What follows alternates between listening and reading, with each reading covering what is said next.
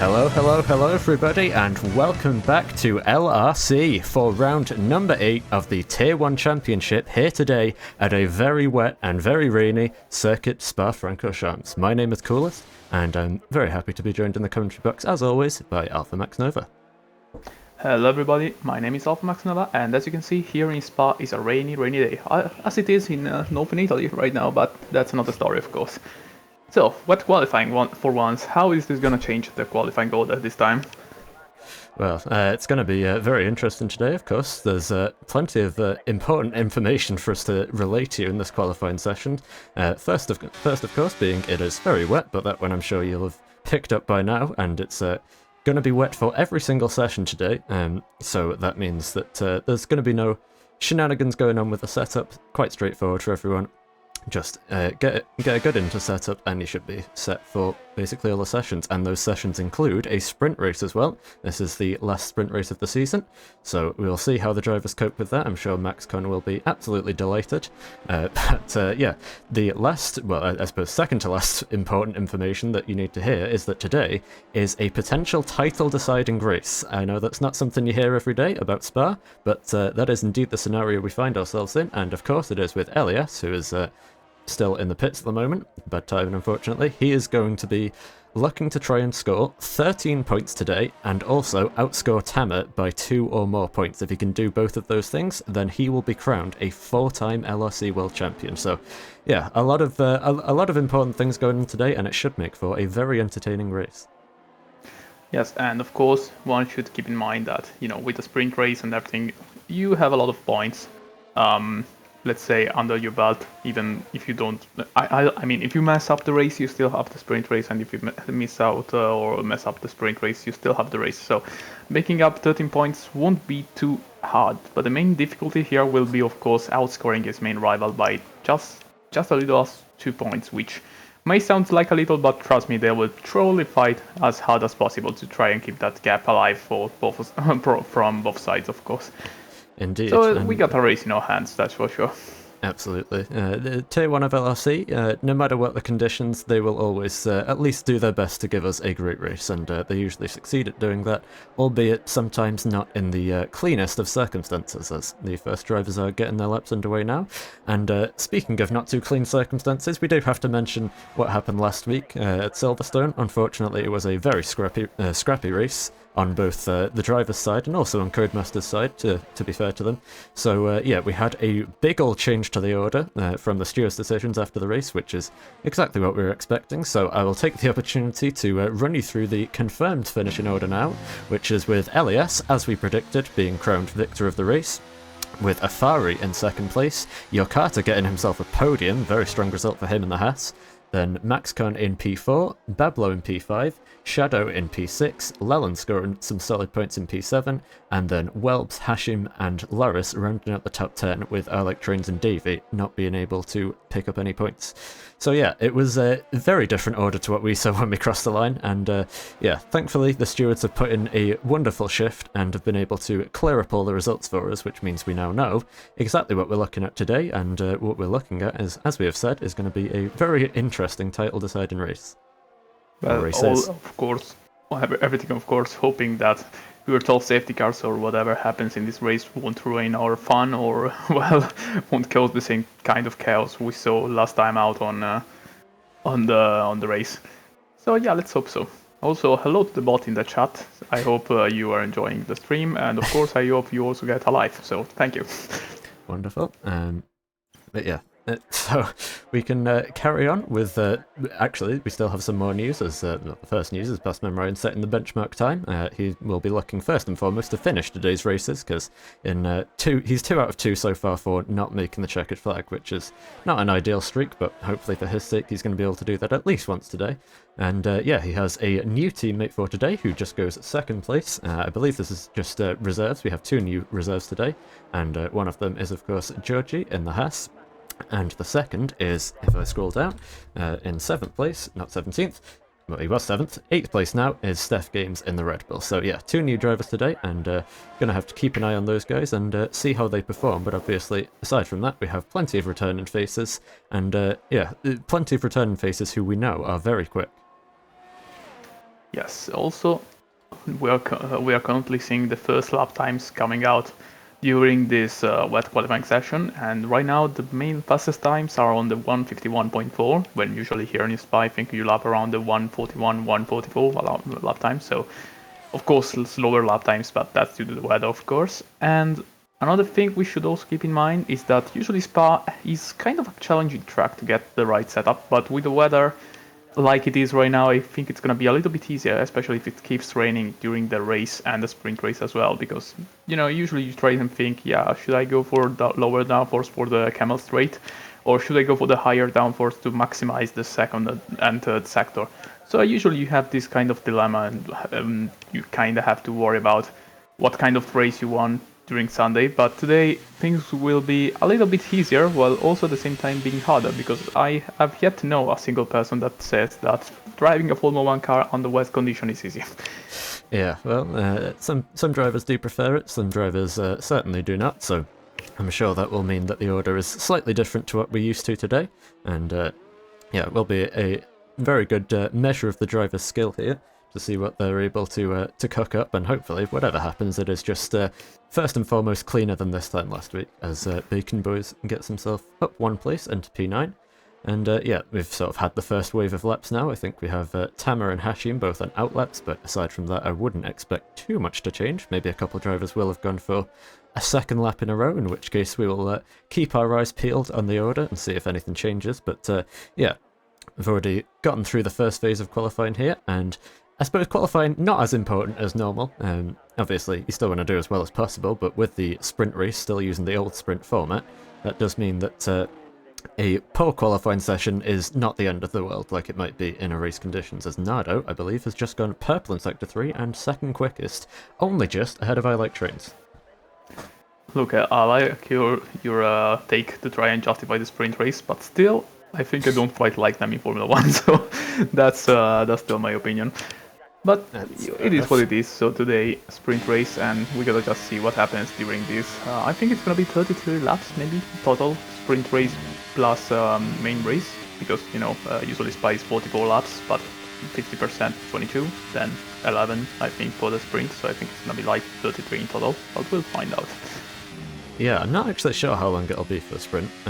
I suppose we'll have to see, because usually it's more like 30% of the race distance, so it may only be like a 7 or 8 lap sprint here. We'll wait and see on that front, but yeah, like we say, things starting to settle down a little bit in qualifying, and I will switch over now to the only driver who is here today that can stop Elias, well, aside from himself, that can stop Elias from taking his 4th LRC title, and that is Tama, who is now on his first lap in qualifying and full send up Eau Rouge, completes the corner nice and flat out, and will now head down the long old Kemmel Street towards Lecom, and we will ride on board for this lap because it is obviously quite an important one. So into turn 4 he goes, purple in sector 1 according to the game, and nails the apexes through 5, 6 and 7, but he cuts Malmedy though, so it's not going to be a successful first outing for Tama here. That is not the way he wanted to start the session, especially on the day where he can, well, try and stop Elias from winning. I mean, realistically, it's a fairly futile effort if he didn't win it today. Chances are he will go and win it this time next week in Japan, but yeah, it's still not the way you'd want to start the session for Tama. Well, I mean, it's not the end of the world. 8 minutes left to go, and it's still okay. And also, as you pointed out earlier, penalty for Lamont, yes. So the main championship rival today has a penalty for collision with Tim Blash. So already the drama is starting to build up here before the race even started. So cool stuff, I think. But as I was saying before this whole drama started, not validating your first lap with 8 minutes to go, it's not the end of the world, because you still have time, and as you pointed out before, you can still do 2, maybe 3 flying laps in a row in the rain condition. Usually you still have to not drain your battery, get it recharged before doing another lap. But still, intermediate tires don't get to, let's say, slow with the tire wear. And usually doing more laps in the wet conditions gets you a little bit faster than usual. So it's good. It's good, and it's not over yet. So it's going to be funny to see how it's going to pan out. Yeah, it's going to be a very interesting session here, and once the yellow flag goes away, we might get a chance. There we go. Had a split second to see. There's 7.5 minutes left to go in this session, so there's still plenty of time remaining to get any any more attempts at laps in, and obviously the advantage of being in the wet is that you can just fuel up the car for a few laps in a row, and the tyre wear isn't typically going to be too bad, and you won't lose too much time. So yeah, we'll see. I think a few of the drivers have been doing that already, as Loris, who's currently top of the times, makes his way back into the pits. And you can see Bossman Ryan here, currently running in P6, Haas still going pretty strong this season, and looking to continue that form today with a P5 and 6 third row lockout as things stand, but perhaps it could even get a bit better.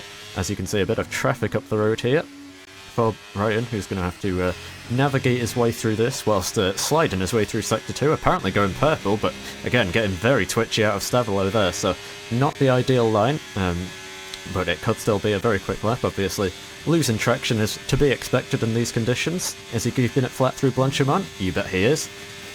And into the final 2 corners at the bus stop now. This is a very tricky braking zone in the wet conditions, but Ryan nails it, gets it hooked into the second apex at turn 19.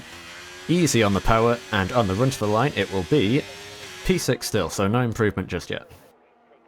I mean, he tried his best, and I think he improved actually sticking to the time on the top left, top right, sorry. He actually went 4 tenths faster, but still wasn't enough to get into P5 at least, so people are getting faster and faster, of course, even though if they are still in the 51, but I feel like if Loris tried another flying lap, he could easily go into the 50, maybe 50.9, 50.8 if he really pushes a lot. So yeah. And speaking exactly of which, exactly as I was saying. Wow, that's a very strong lap time coming in from the Williams driver, so clearly the mistake on the first lap has not put him off his game whatsoever, but Elias now making his way through Sector 2. Again, the game tells us he's purple. We have no idea if that's true or not, but I did see him just losing the back end a little bit out of turn 15 there. So it's not going to be a perfect lap perhaps, but maybe it still is. Maybe the rest of the lap was perfect, so we'll have to wait and see. On board we ride into the bus stop chicane. Does he nail the braking zone? Just a tad deep, but it's still a solid line through. How is he on the traction? Short shifts out of the final corner. What's it going to be for Lamau? Yes, it's only second place, so with the grid penalty as well, that is going to be P7 at best as things stand. Yeah, I mean, only second place, but still at 50.4, so yeah, I'm not saying a whole second faster, but really, really far away from P3. So these two are right now in a league of their own, but I think it's going to get closer if other people will try and get another lap time in, now that the track is getting, I'm not saying rubbered in, but, you know, a little bit less wet, a little more easier to drive, as being just pointed out with a 50.8 in P3 with his Aston Martin. Indeed, and that is the driver who was disqualified from the race this time last week, thanks to some wonderful Codemaster shenanigans from the lead, no less, as well. So he will be looking to come back strong today as Max makes his way back into the pits. But yeah, so far so good for Bimpo. That will be second place on the grid as it stands. I still have no idea what the penalty for the Moyes was for. Allegedly contact with Timblish, but we didn't get to see it, so hopefully we get a replay or something like that after the race. But yeah, it's not the ideal way for him to start off this campaign. However, like we say, all he needs, which by his standards isn't very much, is 13 points, and then to outscore Tamer by 2 points. The first of those, I would imagine, should be fairly straightforward for a driver of his caliber. However, the second, outscoring Tamer, is going to be made quite a bit more difficult now, you'd imagine. Yeah, even though the small to outscore Tamer and get the title is quite low, we know that Tamer is a fast guy and will try everything he can to avoid, of course, and losing that many points. Maybe he will even try to gain points on Lamoyas, but we still are early to know, so we'll find out in the sprint and the main race if that's gonna happen or not. And Elias, he's not invalidated this lap at the least, so he may still be on his way to finish a second lap in a row. I did say that is possible here. Will he go for the pits though? No, he will not. So Elias about to finish another lap here, losing the back end a little bit on the exit though. What can he do as he crosses the line? He doesn't improve, so yeah, 13 seconds off. He was clearly on a cool lap, and yeah, that implies then that this time is probably going to be his last lap in qualifying, as he gets right up to the track limits on the exit of turn 1, so clearly he's pushing, and yeah, we'll follow along with him for a little bit of this lap. He's got traffic from the Red Bull there, who very kindly comes to a halt on the inside and towards turn 2, so no problems just yet. He'll get a little bit of a distant tow from the traffic ahead, but he opts not to use it, just trying to stay focused, and makes his way down towards Lecomte. Here we go. taking all of the curb and then some, and taking even more going into the first few corners there. He's looking mighty aggressive here, is the Ferrari driver, running right up to the curbs on the exit. And that I have to say, is a very strong first sector. The game said that he was purple, so I would actually for once be inclined to agree with them. Making his way through Malmedy, keeps it tight to the inside, or through Bruxelles I should say. Tight up to the inside, nails the line through Ix, runs it right up to the white line on the exit. Now diving into Pouon, one of the fastest corners on the track, very tricky to stay within track limits, but by about a millimetre he does so this is looking like a strong lap from the Ferrari driver here. Into Fania now. Oh, grabs the curb a little bit on the inside though. That is not the ideal way through there, but he still kept it fairly tidy, recovered from that very nicely with some quick hands on the wheel. And now, out of Campus Corner, through Stevelo, easy on the power, runs it up to the curb but doesn't slide the rear end, and this is looking like, I have to say, a very strong lap, but will the mistake have cost him just enough to not be able to get that P1? Let's see. Into Blanchimont, keeps it tighter to the inside than he did this time last lap, and in towards the final two corners now.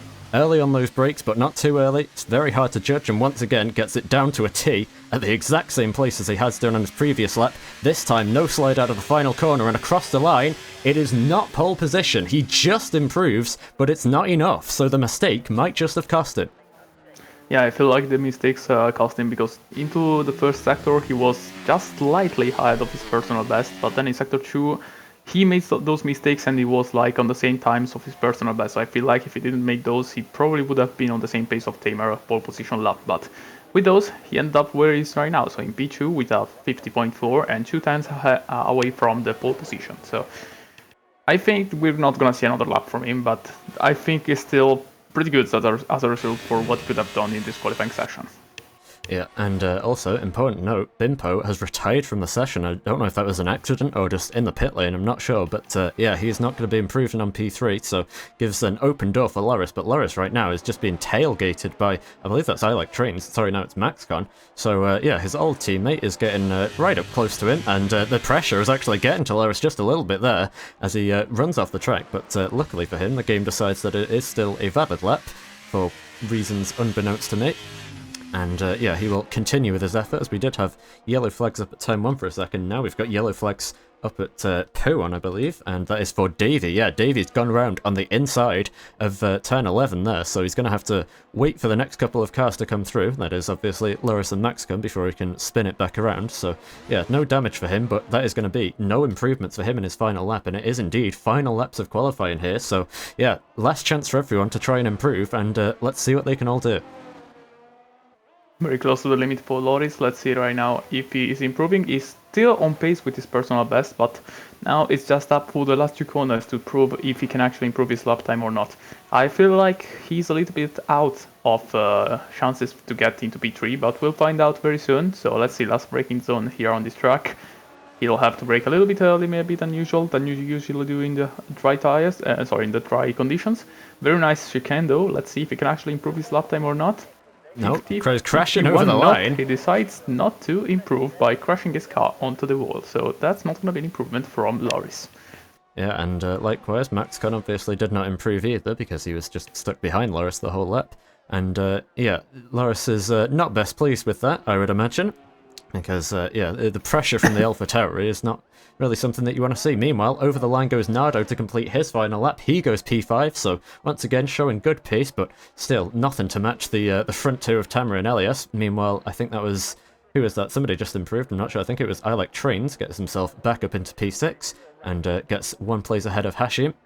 Meanwhile, Busman Riot, he's invalidated his lap, so he's not going to improve anymore. What about Leland? What can he do? Over the line he goes, and goes P11 as well, so gets the Alpine 6th row lockout. And, well, unless Bacon Boys or Steph can improve, Bacon Boys is invalidated, so what about Steph? He's invalidated as well. So there you go, that is your final order for qualifying, and it is going to be Elias starting with a 5-place grid penalty from 7th on the grid.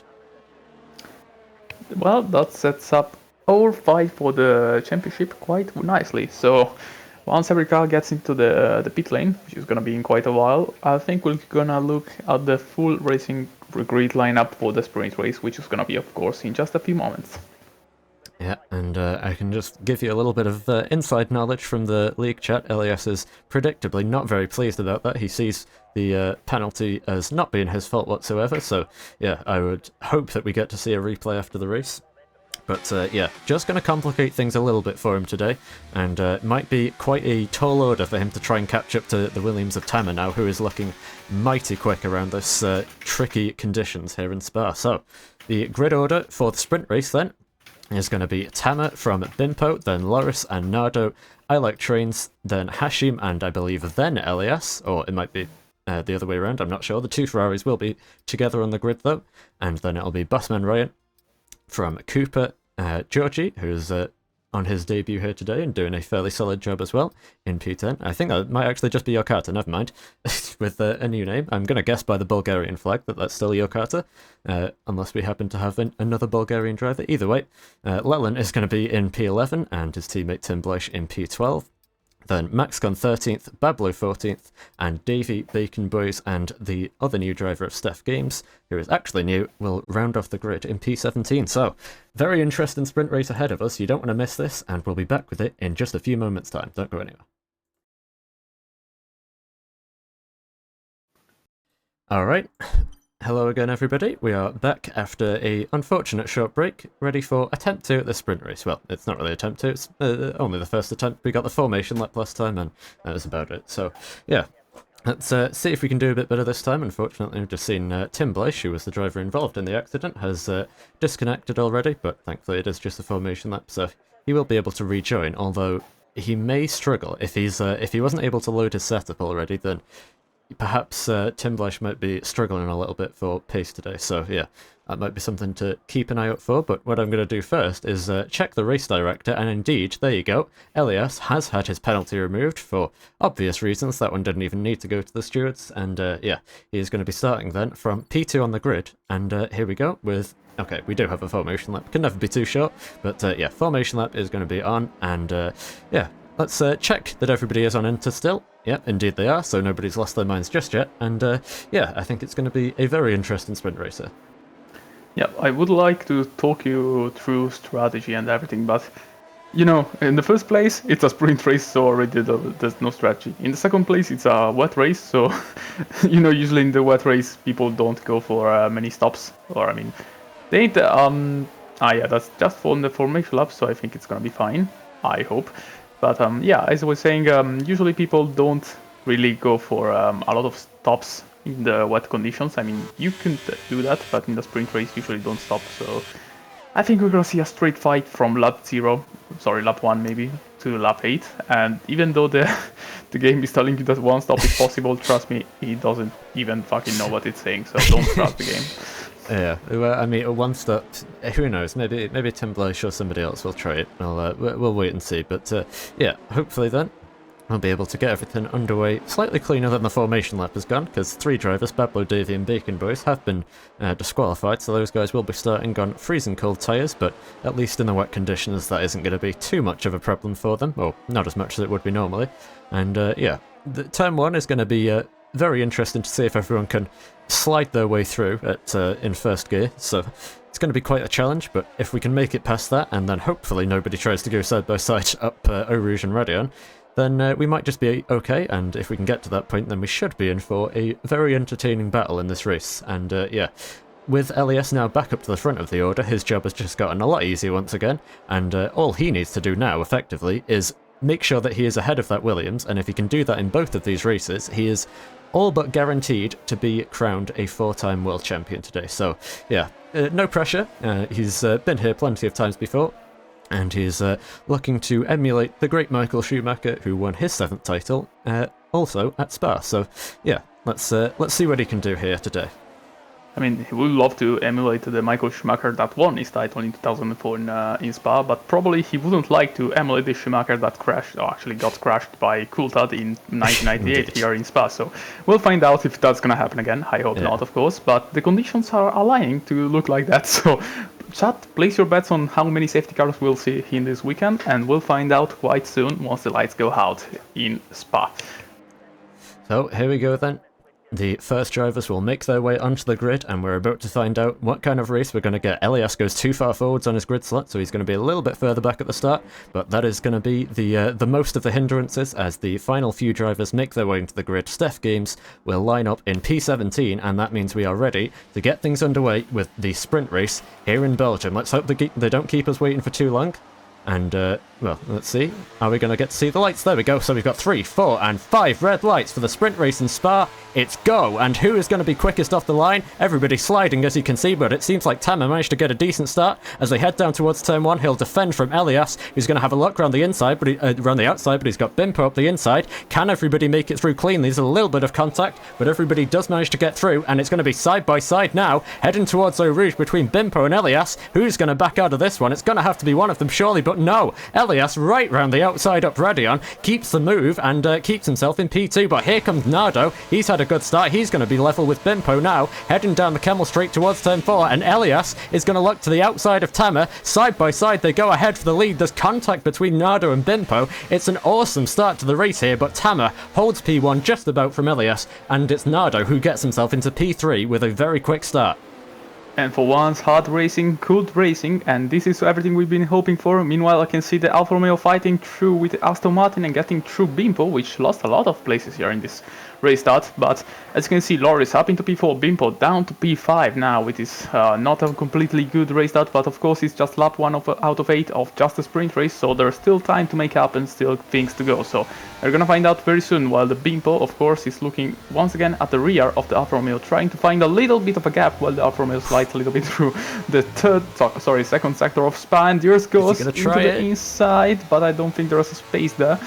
And this is going to conclude the first part of the lap. Well, we got a yellow flag for David 01. Yep, Davy's gone round on the exit of Piff Path there, so not ideal for him, unfortunately. Another mistake for the Mercedes driver, but thankfully everybody else seems to have made it through cleanly. You can see a battle down at the back of the field here between Steph Games and Bacon Boys, who are potentially going to go wheel to wheel, but I think they're going to be sensible and stay in single file as they go through Blanchimont. Meanwhile, back up the order, we have a fight between I Like Trains and Hashim. Those two are going to go side by side, and Trains does get the move done into the bus stop. So a nice, fairly clean start by everybody there, and we can actually look back down the order now, because Bacon Boys is now fighting with Tim Bleish, because we've got Tim Bleish off at the final corner. He's somehow hit the pit wall, so he must have just lost it under traction, and yeah, he's going to drop down to the back of the grid, so I suspect my prediction about him not having a wet setup applied may just be coming true, unfortunately for him. But back up to the front of the order, here goes Elias, his first, or his second chance already, down the Kemmel Straight. What can that Ferrari do?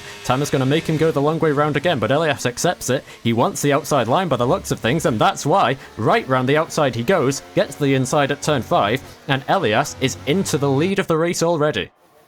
So yeah, the easy part is done. Now he has, of course, to defend that position. Meanwhile, we can see Bimpo overtaking Loris in the background, and now he's fighting the Alfa Romeo, which is, of course, fighting as hard as possible to regain the position, but I don't think he's gonna pull it off right here. And also, I don't think Puon is the right place to try and do an overtake, so I think he's gonna try and wait for the next overtaking spot, which is, of course, is gonna be the bus stop chicane.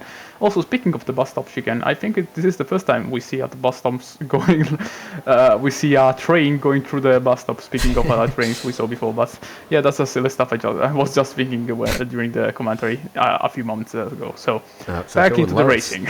Yeah, Loris just made a little mistake there and ran a bit wide on the exit of turn 14, but a mistake from I Like Trains means that he is not going to be putting any kind of pressure on the Alfa Romeo just yet, at least. So yeah, people just struggling a little bit with the conditions at the moment, but I'm going to look back up the order because Tamer is certainly not struggling. He's right on the back of Elias, and he's not going to let this one slide easily. Of course he's not. He's going to fight it. Into the bus stop we go. Going to look to the inside. Getting very close, a little touch between the two of them, just a love tap on the side pod. Switchback comes in from Tamer. Will he find the traction though? Doesn't look like it. I mean, both of them are fighting the rear ends the whole way through, but it's going to be Elias who just about holds P1 for now. Fake into the inside was the Williams, but he's going to stay in second place for the time being, and all this fighting is inviting Nardo onto the back of them as well. Gotta go away a little bit of a moment, so up to you for the comment.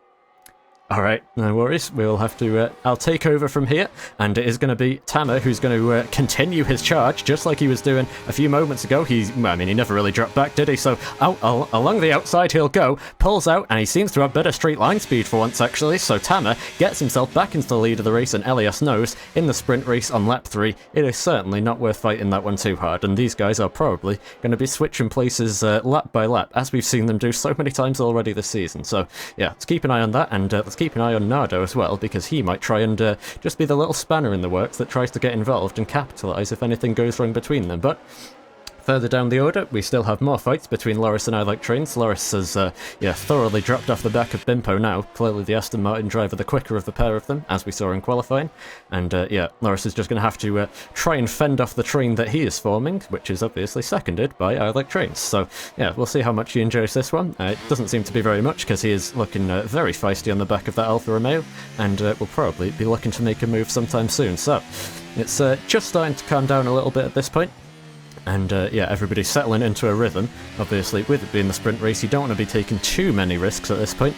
And we'll have to, wait and see how everybody else is able to cope. And looking further up the order, this time Tamer has coped very well through the middle sector. He's pulled out almost a second gap up to Elias. Obviously, no DRS in this race in these conditions, but still, that's an impressive lead, and that will probably make him safe heading into Le Cam this time around. And with that advantage in mind, he might just be able to start building a gap and try and run away with this race. Meanwhile, there's been a move in the background because Trains and Loris, those two side by side into the bus stop, and Trains might just get the move done. Hashim's going to try and follow him through on the outside. Loris is still going to have the inside line into the first corner at La Source. They'll go wheel to wheel. It's clean racing between the two, and Loris is just about going to hold the position, but he slides on the exit a little bit too early on the power. Hashim's going to have a look heading towards Eau Rouge, but he thinks better of it. He's going to back out and just wait in behind to see if he can make anything happen on the Kemmel Straight now. It doesn't look like anything's going to happen further up the order, so we'll keep our eyes fixed on these guys, because here goes Hashim again. Ferrari known for their fairly low downforce strategies. Let's see what they can do. Loris has got a low downforce strategy because he's going to have a look to the inside of Le Cam, but somehow the three of them managed to hold themselves into the same position. So well defended by Trains and well defended by Loris as well. Good driving by all of the drivers involved, and I have to say, it's very nice to get some clean racing in here for once. Seems like the stewards had a pretty strong verdict after last week's race, and made sure that the drivers were paying good attention, and they seem to have done exactly that for the time being, but I don't want to jinx it too much, and right as I say that, we get the first two penalties coming in, both of them through Pouan, which is fairly predictable, but yeah, Bossman Ryan and Steph Game both being the first to invalidate over track limits, and back with me in the commentary box, I believe, is Alpha Max Nova again. Yeah, sorry, it was a spin. I had a little bit of an improvised. So here we are. We got Nas into the wall and getting back into the track. And what did I miss in this few minutes I was away? Oh, well, we've seen a few battles up at the front of the field. Tam has just been holding his lead as things stand. He's still just under a second at the moment. Elias has closed the gap a little bit this time around. So, yeah, those guys stayed fairly level so far. Meanwhile, Trains was able to get past Loris. And, Loris now doesn't seem to have the best pace and is going to be fighting with Hashim. And further down the order, I think if it'll let me switch, there we go. I think that was Yokata just getting past Bablu for a second there. And, getting himself up into P11. Yeah, so battles all around, of course. Wet weather is actually getting a little bit felt by the drivers, but as you can see, rightfully so, in 8 laps we still had no DNFs, which is of course good, and still a battle of the lead going quite strong between all 2 championship leaders. So this is of course quite important for Tamer, because this is a position he surely doesn't want to lose. But at the same time, this is a position Lamau, yes, want to gain as much as possible. And also we got a little bit of a yellow flag behind, but it got away quite quickly, so I don't think it's anything too important. While Nado gets a penalty for track limits in the meanwhile. And another yellow flags, this time for the Haas in Eau Rouge. Yeah, there's Bossman Ryan once again spins it into the wall now. He's without a front wing, so lost traction coming over the crest, and unfortunately his day is not going well once again. It's a shame that we have to say that for the third time in a row, but luckily for him this time he does have the feature race to try and make amends from the back of the grid. So yeah, we'll wish him the best of luck with that and see what he's able to do later on in the race. Meanwhile, I think Davey and Bacon Boys fighting it out for the wooden spoon here. Obviously this does decide the grid position, so I suppose it is still worth fighting, and they are going to go wheel to wheel, getting very close to contact, but I think they just about kept it clean between the two of them, definitely kept it fair, and that is going to be Davey now getting up ahead and up into P14 as Busman Ryan has now retired from the session. And I think an accident for Nardo up the order. Indeed, yes, he's spun. Ooh, big crash. Nardo in the Mercedes, one of the contenders for potentially even the race win, but at least for the podium, has gone round, and it's just like we saw in Imola, just like we saw in Silverstone. Mistakes, I mean, the Silverstone one wasn't really his fault, but mistakes have cost him, and Nardo is now going to drop down to P10. Well, big shame, of course, but thankfully this is not a full race, so he still has time to recover. And I mean, it's not going to be, of course, easy to start from P10, but of course it's better like this than be racing in P10 in mid-race during the race. And they're going into the pit lane, actually, so I think he actually got damaged as well. So yeah, not the best start, of course, but he still has something to do, at least in this race, I hope. Yeah, and we'll see how far down the order he drops. Busman Ryan's PC also crashed, which is why he saw him leave the session, so he's going to be starting from the back. I think Nardo will probably stay ahead of him, but yeah, not ideal for those guys, and now we've got Timblish disconnecting as well. So yeah, unfortunately, Codemasters haven't upped their game, even if the drivers have, which is not what you like to see, but I suppose most people should be fairly used to that by now, as the battle for the lead stays the same. Tamer has just been holding strong for the time being, but with every lap that goes by, Elias is just closing the gap ever so slightly, inch by inch. So yeah, by the end of the race, we might just see the Ferrari driver yet trying to make an assault, and obviously, whilst not being too dangerous, trying to get himself up into the lead of the race. And meanwhile, the battle for P5 is still actually fairly active. Loris has been able to catch back up to I Like Trains somewhat, and perhaps we'll still see some moves with these guys later on as well. You know, I've been wondering, isn't that possible? Could it maybe be that Lamar Yes isn't actually going for the attack right now because he knows that this is just lap 6 out of 8, and maybe he just wants to save battery and try an attack later on in the race. Chat, of course, is asking us to show the battery level of the top 2, which I think is quite fair. And as you can see, I think it's 44% maybe for Lamar Yes, while the Williams has a lot more, and I think it's about around 60%. So if an attack is gonna go through the last few laps, I think the Williams has a slight bit of an advantage, at least for now, in the strategical energy battle. Yeah, seems like Tamer has just been managing this race very, very well so far, so yeah, we'll see how he's able to keep up with that, but it is at least fairly close between the two, both very experienced drivers, and yeah, Elias, I'm sure, knows that it's not worth risking too much here. Obviously, if Tamer does beat him to the line here, then he will need to outscore him by 3 points in the feature race, but if he believes he can win the feature race, then he'll outscore him by 7 and he'll be perfectly fine. But he might just be going for it yet, because here we go, to the outside he's going to go, heading into the calm, and he's going to try the same move he made a few laps ago, but this time Tamer's going to fight him much harder, going very, very close together, and this time Tamer does indeed hold the lead. There's also a change of places behind. Loris has made the move, but we're going to stay fixated on this, because into turn 8, into Bruxelles, Lamar, yes, trying to look at the inside, and he might just make it work, you know. He managed to get 2 front tyres alongside, but Tamer just about holds the line on the exit and heading towards P1. There's no way he's going to try it there, knowing what's at stake. So Tamer, with a very strong defence once again, just about holds the lead, and Loris gets himself back into P4. As the late James Hunt would say, terrific racing between the two, and this race I think is going to go down the wire into lap 8, so keep an eye on these two, because although there are battles going all around the world, like I think P5 as you said before, and everywhere else, I think this is the main place we want to see, especially considering this is not just a battle for the win, but of course a battle for the championship as well. Yeah, it's obviously it cannot be decided in a sprint race, thankfully, unlike real life, but yeah, in the feature race it most certainly can, so Elias wants to get as much advantage possible and get as much of the work done as possible while he still can, because obviously, if he does get ahead, then he'll only need to outscore Tamer by 1 point in the feature race, and he'll only need to pick up 3 points in total. So yeah, he can make his job a little bit easier if he's able to snatch that P1 away from the Williams, but obviously, Tamer knows that as well, and he's not going to let that one slide at all easily. Meanwhile, sliding around the final few corners goes the train of cars that is still fighting from P4 down to P7. Cooper's actually done a great great job to hold on to the back of this fight. And yeah, it's Hashim who's currently closest, has a little look for a move on the inside of Electrines, but he's going to think better of it. So let's switch back up to the top of the track, and let's see, is Elias going to be close enough this time? I think he's a little bit further back, but you can see him deploying a lot of battery here. He wants to get the move done because this is the final lap of the race. To the outside he'll go, heading into the calm. On the inside will be Tamer. They go wheel to wheel, so close together, but once again, just like this time last lap, Tamer's gonna have the edge, but they're a lot closer. Elias can fight it side by side, but he loses grip on the curb, and now he's gonna have to settle in behind and try and prepare himself for a last-ditch overtake into the bus stop, but I think Tamer might just have this one. Meanwhile, further down the order, Hashim is trying to make that move, and he has made the move and gotten past I Like Trains, so he gets himself up into P5, but with a time penalty applied, he's going to be dropping down the order back to P7 once he crosses the line. So once again, fantastic defense from Tamer, but we gotta see and wonder if this can hold, of course, for the last place, where an overtaking is possible, or also known as the, well, not exactly straight, but the long part of the circuit that goes from the start of Sector 3 up to, of course, the bus stop chicane, which of course is coming up right now after this corner. So let's see if the Ferrari can do it. I think 8/10, it's a little bit too much for the Ferrari, so I think this is gonna be it, but we're gonna see if this is going to be the ending order for this top two.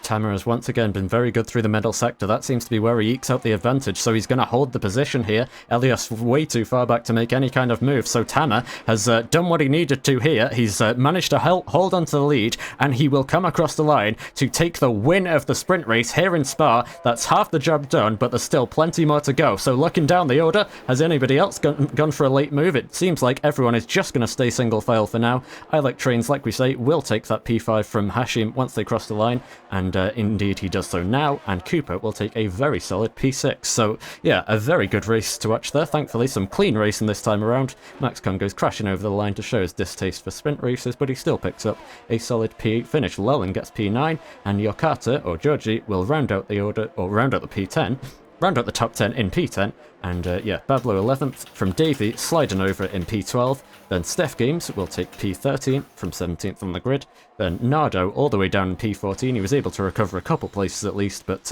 yeah, it's going to be a lot of work for the Mercedes driver to do to try and get himself back up the order in the actual race. But there you go. That sets things up then. It's going to be a little bit harder than before for Elias to try and get the advantage over Tamer, but all he needs to do at this point is finish ahead of that Williams, and he is looking down the barrel of his 4th LRC title. And with this out of the way, of course, now we just have one thing left in this, Friday, let's say, which is, of course, the main and good race of the day. So we'll just have to wait a little bit. This is the starting order, of course, and if you want to elucidate us, it's up to you. Yeah, we've run through it already, so I'll leave it on the screen for a second so everyone can just take it in, and I will indeed do the same. So yeah, there we go. That is going to be the grid for today. There is also, I should mention, no Constructors title on the line today. That will have to wait till at least next week, so it is just the drivers that we're focusing on at the moment. But yeah, Elias does a solid job, gets himself P2, and puts himself into a good position to try and take this 4th title. We'll see in a few minutes' time if he's able to do it. Don't go anywhere.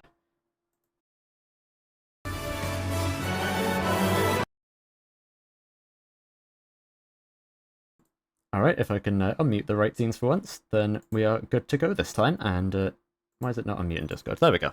Alright, technical difficulties, that's whatever, and it is time for the start of the feature race. Here we go. So, sprint race, no, what am I saying? I'm confusing all of my words. We've got the formation lap coming up first, and obviously there is once again going to be a limited strategy. Everyone will start on intermediate tyres, I assume. Indeed they will. And yeah, the only real strategy that will come into this is when do you want to pit for your second set of inters, because these tyres, let me tell you, will absolutely not go to the end, even though that would be legal. So yeah, these guys will have to make a pit stop at some point, and perhaps what might influence that would be the probability of a safety car. Well, we just have to see and wonder, because they managed to keep it clean for 8 laps, so one could say that maybe, and I say maybe, this time we could have a clean race all the way through, but this is tier 1, so we can never rule out the possibility of a safety car. And as you said before, of course, you could technically go to the end with the intermediate tires. No rule tells you that you have to, you know, forcefully get another tire on, but since we know that tire wear is quite high in this game, I think we're gonna see one single strategy for everyone, and The main thing is going to be when does everyone want to make their own strategy. One could say lap 11, which is halfway through. Maybe we could say, I don't know, lap 10, lap 12 to try and do an overcut or an undercut. It's very hard to tell, and we'll find out, of course, during the main race as the things turns out and around during the whole thing. So it's going to be quite funny to see, I think. Yeah, it's going to be a focus on on-track battles for today's race, which I suppose is a nice way to win the title. However, if there is an early safety car, then that might just that might make things quite interesting. Because if people come into the pits for an early safety car, then they might just struggle to get to the end on the set of tyres that they're on. So it's going to be interesting if that does happen. But otherwise, if there is no safety cars and we can keep it clean, at least for the start of the race, then I think we're going to be looking at, like we say, a straight fight on pace and pretty much nothing else. Not even any DRS to interfere with this one. It's going to be wet from start to finish, and it's going to be a very entertaining race to go with it, I would assume. So, yeah, buckle up for this one. We have a title on the line and a great race ahead of us as well. Hey, wanna hear the ultimate commented curse? Yeah, go on. You know what's gonna be the worst possible scenario for some of these drivers? Go on. Pitting, and then the next lap, as soon as you get out of the pit lane, you get a safety car. That's gonna be the worst thing that could happen to you. So we're gonna find out if that's gonna happen or not. I hope not, of course. But this is a possibility, so we're gonna keep an eye out on that for sure.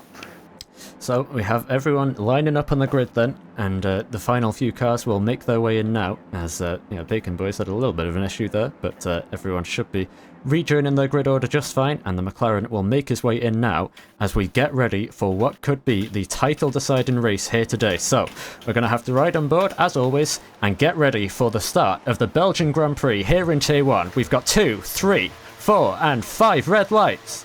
And it's go for the feature race here in Belgium. Who's going to be quick on the start this time? Once again, Tamer gets a good jump off the line and sliding a little bit was Elias as they head towards the first corner. He's going to have a look up the inside because Tamer's gone deep. They're going to be level as they exit the turn. Can everybody keep it clean in the background? No, they can't this time. Round goes one of the Alfa Romeos and an Alfa Tauri as well. We've got Bablo, Bossman, Ryan and Maxcon all getting involved. Looking back up the order though, Tamer and Elias are going to be very close together. They didn't go side by side thankfully, but now they're about to. Heading down the Kemmel Street, down towards turn 5. Who is going to be in the lead once they get to the corner? It's going to be Deja Vu from the sprint race. On the outside will be the Ferrari. Inside will be the Williams. Don't make contact here just yet because there's still 22 laps to go. Getting very cold and frosty between the two of them. But Tamer just about leaves in the space, and it's going to be Tamer who holds the lead from Elias in second, and Bimpo this time with a good start gets up into third. Yeah, a little bit of a contact between the Aston Martin and the Ferrari, but I think Bimpo's going to kind of get away with that. Also, Loris, as you can see right behind, is trying to look at a little bit of a gap to get ahead of the Aston Martin, but right now it's not going to open up, especially in this sector. So this is going to be quite an interesting battle, and a very strategic one, of course.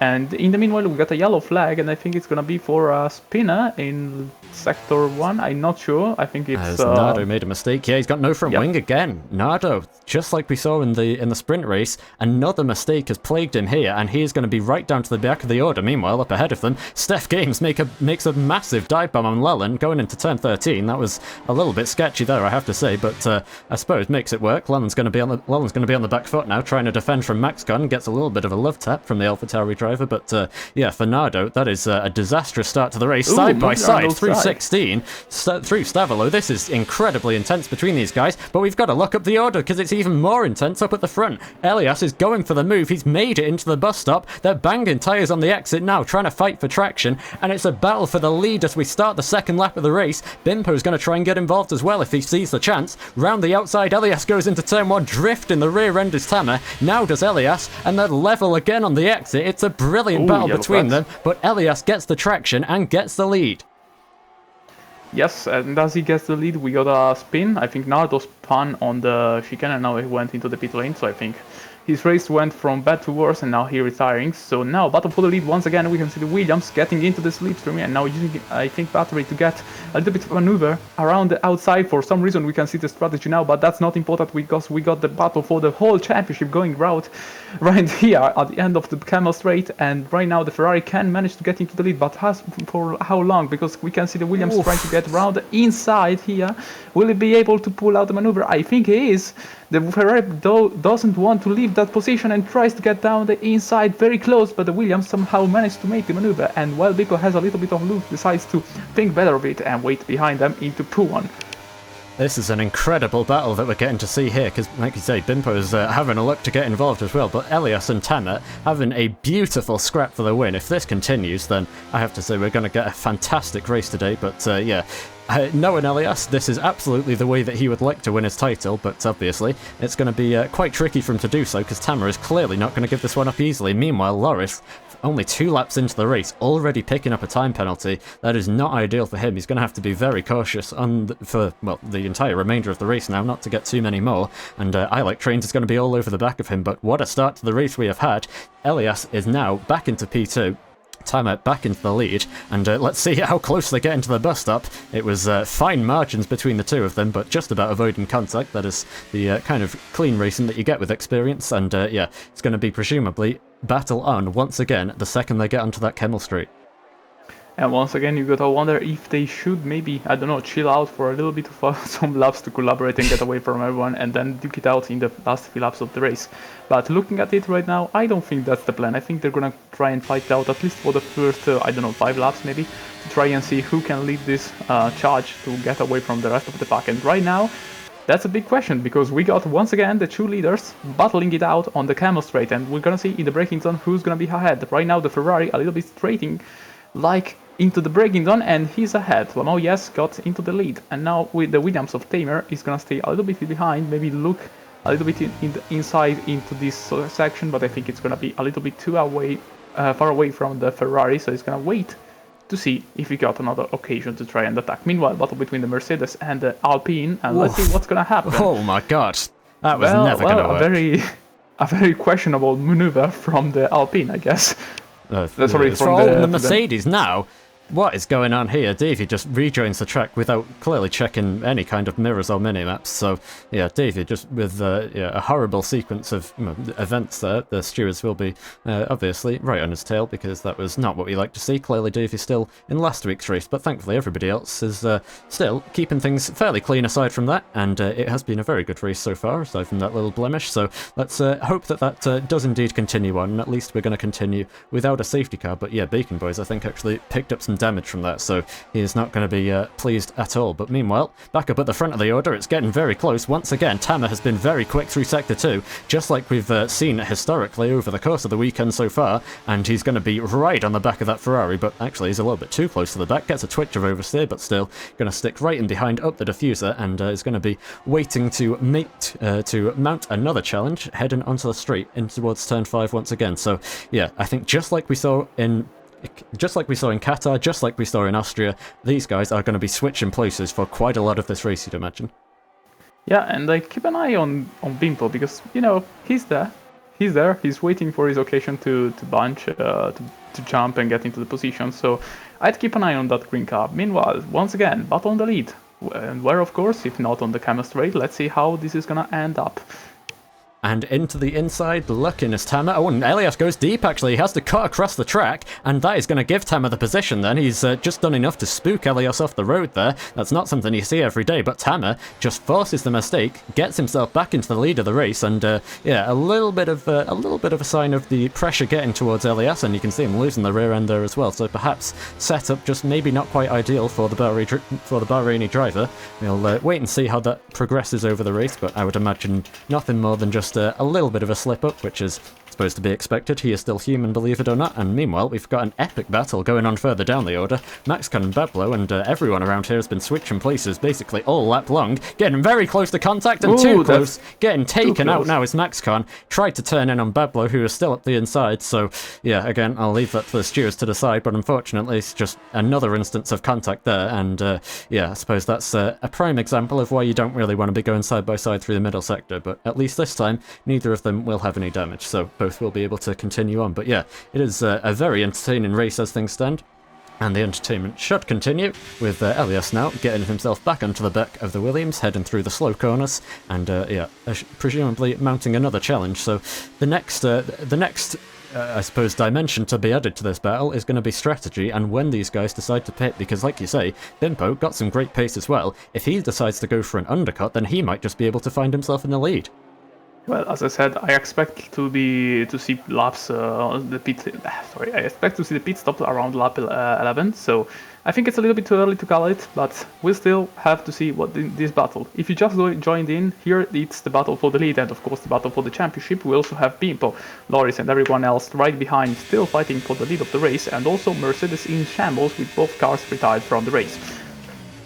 And into turn 5 again we go. This time Elias nowhere near close enough to make the move work. He got a nose in, but that was all it was ever going to be, so Tamer holds the position nicely this time around. And yeah, an important thing to note as well is these guys have to be very careful with track limits in this race because, well, right on cue, as Hashim picks up a penalty, they can change the complexion of the race in a matter of moments. So yeah, let's see how those guys, especially these leaders, are able to cope with that over the duration of the race. But yeah, I suspect it wouldn't be too much of a surprise to see big slide. One or not both of them getting a penalty. And you're right, yeah. So I suspect Elias is perhaps not struggling with the setup, but I think is just running a little bit lower wings than Tamer.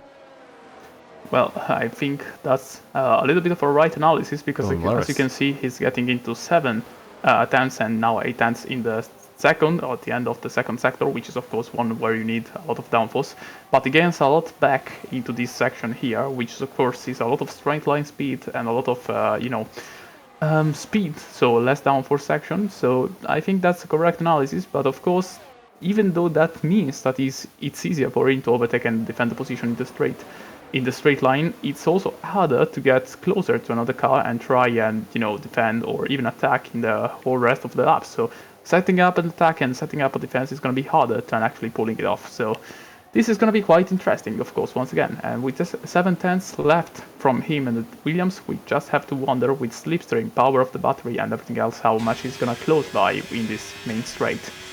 And speaking of battery, let's take a look how the front runners are doing. It's around about 60-ish% for Elias. It's going to be actually almost 80% actually by the looks of things for Tamer. So once again, he's just managing things really nicely at the moment and not overspending at all. It's similar for Bimpo, he's around 50, and Loris is using the most. He's just trying to keep up with these guys at the moment as things stand and hold himself within the, not the DRS range, but just within the tow, and hope that he can pull himself along and stay within some kind of podium contention if, like Bimpo just demonstrated, a mistake is made ahead of him. So yeah, we'll see how that progresses, but things have just started to calm down a little bit now in the race. We had about 5 laps, or 4 or 5 laps of epic battling through the whole field, and there you go, right on cue, right as I mentioned this time last lap, Elias picks up a 3-second time penalty. So that is the price that you pay with the lower wings. He is not only struggling to keep up with Tamer through Sector 2, but he's struggling to stay within the track limits as well.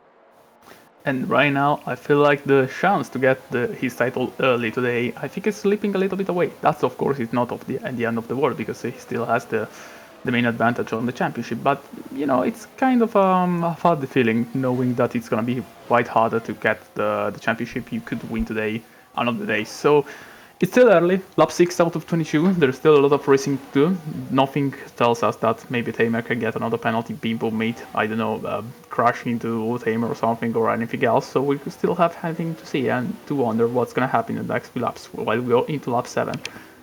And Cooper might just be about to line up a move on Hashim. Those two are still very close together, just like they were in the sprint race, but it's going to have to stay in behind for the time being. But yeah, the penalties are going to be a very interesting element in this race, and as you rightly assessed, I think right now things aren't really going Elias's way. He's going to have to, well, like I say, he's going to have to try and do something with the strategy to try and get the advantage later on. But I think with Tamer just driving as efficiently as he is, his setup seems to be working the better of the two. And yeah, just not having to use as much battery and able to just hold the lead every time they get to this part of the track. So things going well for the Williams driver at the moment, but one mistake could change the entire race. So far from over just yet, still 15 laps to go, and even if it's not a mistake, it could just be a mistake from somebody else. A safety car could totally change this fight, especially if it comes out right around the time of the pit stops. So yeah, far from over yet, and we still have a good 15 laps to go of presumably hopefully more clean racing and hopefully some more battles as well the later we get onto the race. And we'll see if desperation perhaps starts to get the better of Elias towards the end of it. Obviously, he's, like we say, in prime position to take the title, whether he does it today or next week. But yeah, he might just feel a little bit of an urge to try and get things over the line in this race today. So we'll see how that affects him as the race pans out. Yep, and that's gonna be, well, it's quite interesting because with those 3 seconds penalty, things are not gonna be easier, of course, but he still knows that although he has 3 seconds worth of penalty, nothing tells him that, I don't know, Tamer could maybe do the same kind of mistake and level out the playing field once again. Or even, or even better for him, maybe. Both him and Tamer gets a penalty, Bimpo doesn't, and in the end of the day, somehow the third leg is the one that wins. So we'll find out. Of course, there's still a lot of racing up to go. I would actually like to talk about the strategy, but with the wet weather, there's nothing much to talk about. Tire strategy, softer, harder tires, and everything. So we can just have to wait until, I don't know, lap 11 to see who's gonna blink first and get into pit lane. So right now, lap 8, we're getting closer to the pit window, and we're also getting closer to Tamer because the gap, which was 8 tenths at one point, now he's just 5 tenths. And I think it's gonna get quite closer here on this straight, although now it's getting maybe 6 tenths into Aurush and the Radion. And now let's see the straight line speed of the Ferrari versus the one of the Williams. We also got yellow flags in also sector a crash 1. from Maxcon, I think. Yep. Safety car's come out. Oh, yeah, safety car has come car. out. Maxcon's gone off at Blanchimon. We'll see if we can see what's happened on board with Llewellyn in a second here. We'll keep our eyes peeled for the AlphaTauri on the right-hand side, but well, all you can see is remains there, the debris. So Maxcon out of the race, a crash at Blanchimon, and that has predictably brought out the safety car. So right as we were mentioning it, out it comes, and this is going to be well. I suppose it's not as interesting as it could have been, because if one of these guys had pit already, then it would be a very different race. But luckily for them, they are all still out, but everyone, you would have to imagine, is going to be straight into the pits to make their one and only stop in this race now. So, yeah, I suppose that might just remove the only element of strategy that we were going to see, because I reckon it's going to be, well, a very easy one-stop on another set of inters from here on out, although Tamer, just, yeah, careful there. He is in a Williams, so make sure to be careful not to crash under the safety car, but, yeah, I think that is going to effectively flatten this race out now into just a raw battle of pace between these guys, and also a battle of penalties. Yeah, and of course, maybe that's not what Lamar Yes wanted to hear, because, I don't know, I'm feeling that maybe he was starting to think about either an overcut or an undercut. If I had to guess, mainly probably an overcut, mainly because he could have gotten a better tire wear, and then he could have tried to pull out a 3-second gap in the later half of the race by having a superior tire wear. But, this is all speculation, so it's hard to tell if that's what he was really thinking or not. So now, as they go through Blanchimon, we're gonna find out if they are going to go into the pit lane or not. If I have to guess, probably it's gonna be a yes, because we are quite close to lap 11, but let's find out. And yes, the Williams of Tamer gets into pit lane, the Ferrari of Alias goes to Bimpo as well. Loris will follow in, maybe. Yes, he will. So I think everyone is going right into the pit lane. I have to say, it would be a fool to stay out in these circumstances, although Hashim actually almost comes to a dead stop there as he makes his way in. But let's see, what are the pit stops like? Is anyone going to jump anybody else? I would assume not. It's not something you usually see on the game. Indeed, Elias stays ahead of Bimpo, and Tamer stays ahead of the both of them, so no changes up at the front of the field. But yeah, presumably that is going to be everyone into the pits. Unfortunately, the game hasn't actually told us who's into the pits. For some reason, they're not giving us that notification, and Cooper has retired from the session. Did he crash into the pit lane? What's going on? Why is Cooper retired? I have no clue, but Cooper, all of a sudden, is also out of the race, so it seems like, no, he's just retired in the pits, so that's very bizarre. I have no bloody idea why would he do that, but, well, he did that, so, yeah, goodbye Cooper, sleep tight, flyboy. So now we can see the pit stop of Stefan Gamer, and I think it was actually the penalty getting removed, but, yep, I think he got removed, the penalty from Stefan Gamer, and I have to ask, can you actually get the penalty removed in this game? Because I think this is the first time in this league I see someone get the penalty removed in the pit lane. I mean, I know you can in the game, but this is the first time I see this in this league, so I got to ask. Yeah, you can get it. You can get a 5-second penalty removed. You cannot get track limits penalties removed though. So yeah, I would have to assume it must have been some kind of 5-second penalty that's been taken away. And also, I was very curious to see why Bablo stayed out, but that was because he has already made his first pit stop, as has Leland and Busman Ryan. So those guys will all be on 1 lap older intermediate tyres, but that shouldn't make too much of a difference. As long as you can get past around about lap 6 in this race, a set of inters can go to the end without dropping off too much. So yeah, those guys should be okay to go to the end, as we have a very bouncy safety car here, clearly just as excited as we are for the title battle. But yeah, we're going to be waiting effectively now for this thing to come in. Tamer's really playing a risky game there, you know. He does not need to be driving up alongside the safety car. We saw Bimpo get disqualified for that literally this time last week. So yeah, let's I would encourage him not to take the risk, but clearly he just fancies yeah, showing Elias how unafraid he is of this scenario. It's a psychological warfare technique. It's like showing Lamau, yes, that no, he's not feeling the pressure. Exactly. This is just one race as another, so he can do this kind of stuff. Yeah, it's bold. I have to respect it, but I do wish he would be a little bit more careful, because obviously I would love to see these two continue their fight to the end of the race, and really don't want to see a repeat of what happened last week. So yeah, we'll leave him to it. He does tend to do this quite often at safety cars, Tamer, so I'm sure he should be fine, I hope, and we'll look down the order so we don't commentate as curse him instead.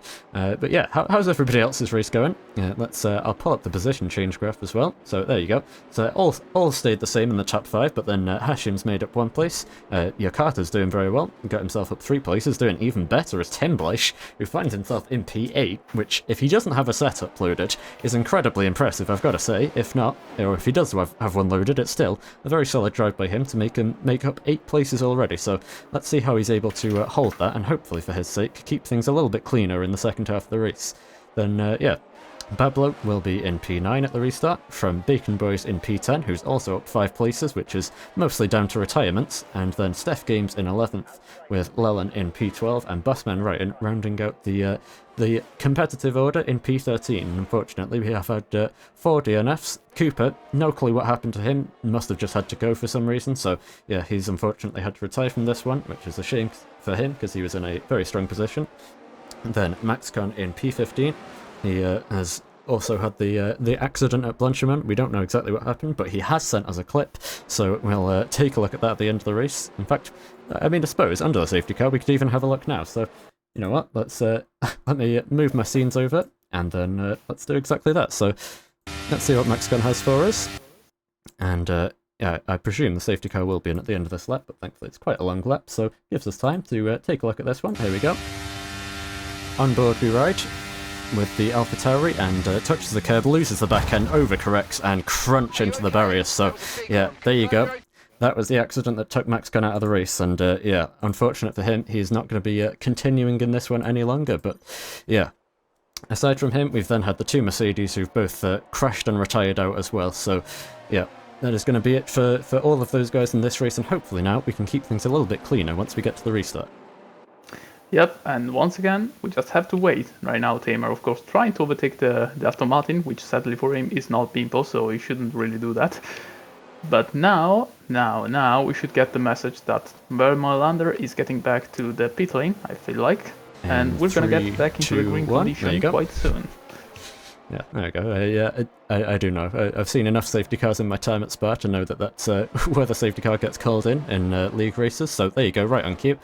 Tamer is going to be leading us around, and thankfully for him, he did not crash into the safety car, so he will continue on with no penalties as things stand in this race. But yeah, we'll keep an eye on that. We'll switch on to the penalty graphics so that we can watch as that develops over the rest of the race, because strategy, like we say, is effectively a null and void case now. Everyone should be going to the end on these tyres, failing another safety car, so let's see what everyone can do. We'll wait for Tamer to put down the power. Safety car's back into the pit lane now, so it's up to the Williams driver when he wants to go. Revving up the engine to try and warm up those tyres as he heads into the bus stop chicane, and I reckon once he gets out of this turn 19, he's going to run it nice and wide there to try and line it up. And when does he put down the power? Now he puts down the power, and we are back to green flag racing here at Spa, and it's a brilliant restart by Tamer. He nailed it there and gets a 7/10 of a second lead over Elias, so basically, the safety car has done nothing for him. He picks up exactly where he left off. Meanwhile, Hashim's going to use this opportunity to get up the inside of Trains, and we've got a crash at the first corner. Oh God, Chaos has ensued. Here we go again, and we've got all 4 cars, 5 cars even, getting involved. That's basically everyone at the last 5 cars in the running order have all gotten involved in that one, and yeah, unfortunately, that is what can happen with a dive bomb at La Source, but thankfully everyone at least still in the race, and yeah, still able to compete with what seemed to be minimal damage. But meanwhile, Elias has not given up, obviously, as a result of the little bit of loss of traction that he had coming out of the bus stop chicane, so he's immediately made amends for that, probably dumped quite a bit of battery, and has got himself right back into the fight, and is ready to resume this battle to try and secure the championship in these last 11 laps of the race. I mean, let me get this math straight. If he managed to, if he then slap up like Le Mans Yes and Tamer in Le Mans Yes P1 and Tamer P2, does the championship goes to Le Mans Yes? It shouldn't, because that's not 2 points up to Tamer, right? If Elias wins the race, he is guaranteed to win the title, but if it ends up like this with Tamer winning the race, then Elias cannot win the title, so yeah, it's... Alright, so yeah, that's a lot of stake, of course, for the win of the race. Yeah, it's important. I mean, he doesn't need to win the race, Elias. He just needs to finish ahead now by 3 points of Tamer. It was 2 points before the sprint race, but obviously Tamer has just been able to make that a little bit more difficult. So if somehow both of them were to be involved in an accident and end up a bit lower down the order, then that might just mean that Elias would have to be 2 places ahead rather than 1. But we'll see if that scenario ends up playing out, and most likely that is not going to happen, because these are 2 very experienced drivers, and that is obviously why Elias is actually in this title position at the moment. So yeah, it's like we say, not going his way just yet. Tamer's put in a fantastic drive so far and is doing a very good job of managing the race, so let's see how he's able to continue with that. Meanwhile, Timbleich making a move to get past Yokata, who I think went deep there, and likewise further down the order, Bablo makes the move on Leland under braking into turn 1 and gets himself up into P11, but unfortunately the crash on the restart has cost these bottom 5 drivers quite a lot of time here. Yeah, and meanwhile, up at the front, not losing much time, getting very close together, was Tamer and Elias. But yeah, go on. Yeah, I mean, 10 laps to go. These 2 are still very close together, and once again, the struggle for the Ferrari is still the same. Very slow in the corners, but very fast in the straight, and that's gonna be in that. You know, it's gonna be easier to try and overtake him in the straight line, but the main difficulty is gonna stay closer to the beginning of the straight line moment to try and overtake, and that's of course going to be very difficult, considering that this adversary is very fast through the high speed and high downforce corners. So yeah, interesting battle between these 2. Yeah, it sort of ebbs and flows as they head through the lap, and around about here is where you'll see Tamer starting to build a bit of a gap, and that's just, yeah, as you can see, it goes from 4 tenths up to 5 tenths, up to presumably 6 tenths, yeah, there we go, and maybe even up to 7 as they head through the curve pull through. So yeah, that is basically how this fight has gone for the entire race. Through Sector 1, Elias closes right up into Lecom, but then through Sector 2, Tamer's able to extend the gap a little bit, and he's been able to save a bit more battery whilst doing so. So yeah, he's having a look with Elias. He's gone way deep on the brakes there. He's just about controlled it nicely, but yeah, that's not ideal for him. And yellow flags because Bablo has gone round. He's I think he's taken somebody out as well. Indeed he has. He's taken Leland out, reversed onto the racing line. Virtual safety car. Virtual safety car's out now. It's not going to be a full one this time. Timbleich is going to use that opportunity to get into the pits, but I have no clue what's just gone on there. That's the second time we've seen somebody just rejoin in the order. I mean, we couldn't see it too well because for some reason the game would not let me switch down to Bablo and actually stay there. But yeah, I have no clue what's just gone on. So our P5 finisher from last race has just, well, effectively taken out our P7 finisher, and I suspect Leland is not going to be very happy with that. And now Bablo makes a very late call to get into the pits. That's a little bit late, and also everyone is going to be holding their own breath, because last time we got a virtual safety car, stuff went a little bit south, so we gotta wonder how this time it's gonna end up. And I think we're gonna go green, so we're okay this and no time. penalties. But and Elias, no penalties this time, yeah, so no great penalties. stuff. No trauma for anyone this time around, but Elias has had a much better restart here. He was clearly taking a little bit more risks, which after last week, that's a bit of a surprising decision, but either way, he knows that he needs to maximise his chances here, and he's done so quite well. But unfortunately for him, as you can see, just losing grip there through the middle sector, and now we've got another yellow flag further down the order because it's a Red Bull and Bacon boys. It's Steph Games. Those two must have collided, or either that or Steph Games has just lost it on his own, but he was now backwards going through Le Cam. So yeah, there's unfortunately a lot of mistakes starting to creep in here as the race progresses, and now another mistake for Loris, who picks up his second time penalty of the race. And I would suspect that, well, we might even see some of the drivers further up the order, specifically Elias, potentially picking up his second as well, because his rear end doesn't seem to be a whole lot more stable than it was at the start. Loris boys, I think it's kind of over, but not really.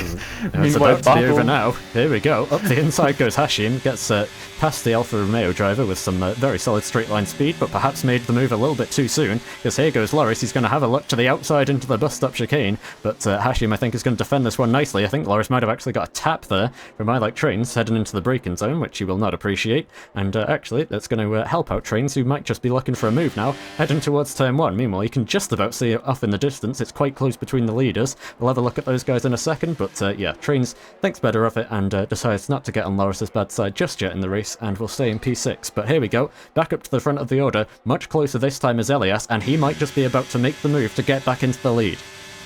I mean, if it's not gonna do it, he's gonna try and do it. Now I think both have burning battery. No, actually the Ferrari is not burning battery, but I think it's gonna go for it anyways. So into the braking zone, the Williams brakes very late compared to the Ferrari. I managed to get into the position, but let's see in this next section if the Ferrari can get a little bit of an opening, but the superior downforce of the Williams managed to get him into a better position in this next section. So now places will stay like this for the next few sectors, of course.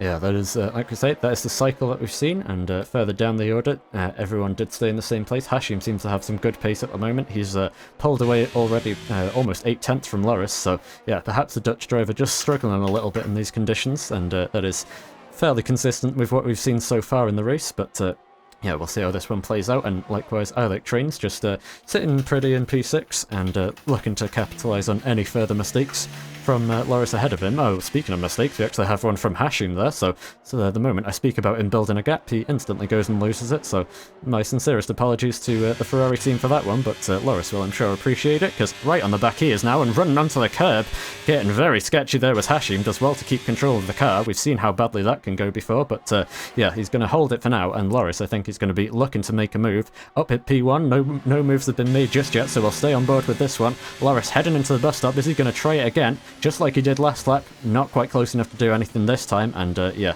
once again, Trains will stick in behind him as well. So on to lap 15 of the race. This battle is going to stay fairly stale, and I suspect it might be a similar case up at the front. Yeah, I mean, 6/10 is quite a lot. I don't think we're going to see an overtake right here, except maybe if the Ferraris decide to burn the whole battery on the Camel Straight, but I think that's quite unlikely. So, I mean, yeah, let's keep an eye on this one, but I kinda don't expect an overtake to happen, even though now it's looking very close, so maybe he's gonna go for it. Is he gonna go for it? I think he is going for it. So into the braking zone, Ferrari versus Williams, round lap number 15. Once again, very close together. And this time I think the Ferrari might have it, because this is a nice line, but the Williams decides not to yield, and once again they're going side by side, this time into the understeer corner known as No Name, I think it's No Name, and now once again the Williams gets ahead and depends like a lion the position from Le Mans VS, which is trying everything, every single lap to get into position, but still cannot get through. Yeah, brilliant defense once again from Tama. It's great to see the fight between those guys, and yeah, Elias gave it a try. It was, I think, a little bit of a mistake from Tama heading up the hill through Eau Rouge and Redion that cost him and gave Elias the chance. Meanwhile, these guys are going to be getting very close to side by side, and already side by side, as Steph Games and Bacon Boys will have to be ready at a moment's notice to switch back to the other battle, but these guys, wheel to wheel once again into turn 8 here at Bruxelles, and up the inside goes the Red Bull. It's going to get the elbows out and just ease Bacon Boys off the racing line and towards the exit of the track. So yeah, he's going to hold the position now, and a well executed move there by the Red Bull driver. So yeah, good to see some good racing once again here. And glad to say that the racing, for the most part, has been fairly clean today. So, yeah, that's good to see after how last week went, and hopefully that's going to continue, especially up at the front of the field. And I think if Elias has anything to say about it, it certainly will. So, yeah, I think as things stand, all Elias can do is continue trying to get into P1 on the road, and then just hope and pray that that Williams picks up a penalty somewhere around this track. And now with, I don't know, maybe kind of a sprint race left to go, let's see how this is gonna end up. So once again, round number 16 of Tamer getting into the camera straight ahead and the Ferrari right behind with the superior straight line speed. Let's see how this is gonna end up once again. So slipstream, I think a little bit of battery too, and once again into the braking zone. Let's see if the Ferrari can try to do something round outside. I think not this time. Yeah, he's going to have to settle in behind for now. He's, as we've seen, when we're riding on board with him, you can see he is not using ERS down that Kemmel Street, so he's clearly saving up for a, I would have to imagine, what's going to be quite a late assault in this race, so probably in about 3 or 4 laps time, that is when I'd expect to see this Ferrari really start to gun for it, and likewise, Tamer has saved up even more battery. Elias actually having to use a bit through the middle sector just to keep up, but Tamer, he's almost at 100% battery. The Williams is driving a perfect race, I have to say. He's done everything asked of him and more, and when that assault does come from the Ferrari, he looks more than prepared and more than equipped to try and fend it off. So, as things stand, Tamer is doing a fantastic job holding off in the lead, and yeah, gonna make Elias really, really work if he wants to try and get this title wrapped up here today. Yeah, but that's gonna be very, very tough, I think, because, well, we already know the reason, so I don't think I'm gonna say it's, well, you know, the 16th time today. So let's just look at this battle between Hashima and everyone else. So Hashima versus I Like Trains, and also Loris in the between, even though I think with this penalty is not really in the battle. Actually, now that I think of it, Hashima and Loris both have penalty, while I Like Trains doesn't. So right now, potentially, I Like Trains is fighting for a P4, which is a very nice result considering he's driving an AlphaTauri. Yeah, I was going to mention that earlier on. He's doing a very solid job, and is just looking to secure yet another consistent result from the very consistent team this season, who are just always in and around that P5 position, and he's looking to do a little bit better and get himself P4 as things stand. So yeah, I would imagine he's just going to be playing it safe with track limits for the rest of the race now to try and wrap up that position. But here we go. Somebody who's not going to be playing it too safe, back up at the front of the field. Here goes Elias. He's going to look for the inside this time. He's sick of going around the outside, but he's going to have to, because Tamer gives him no way through. But Tamer takes a little bit too much curb. He lost the back end a little bit, but he regained it going around the outside at turn 6. So he's going to hold the position once again. This time Elias is going to go to the inside, in towards turn 8, and he's going to have to, well, he's going to fight it, it's Tamer, but he's gone too far wide, has he? He's drifting all the way around, but he's going to have the inside into Speaker's corner. There's contact between the two of them. Just for a moment, Tamer lost the back end there, and that's going to allow Elias to get into the lead of the race. But once again, with that penalty, that's not going to mean too much. The most important thing for Tamer right now, stay within track limits and stay within 3 seconds. That's all he needs to do. However, I'm sure he is going to be, presumably, not very pleased with that one, and might try and fight this one on the road.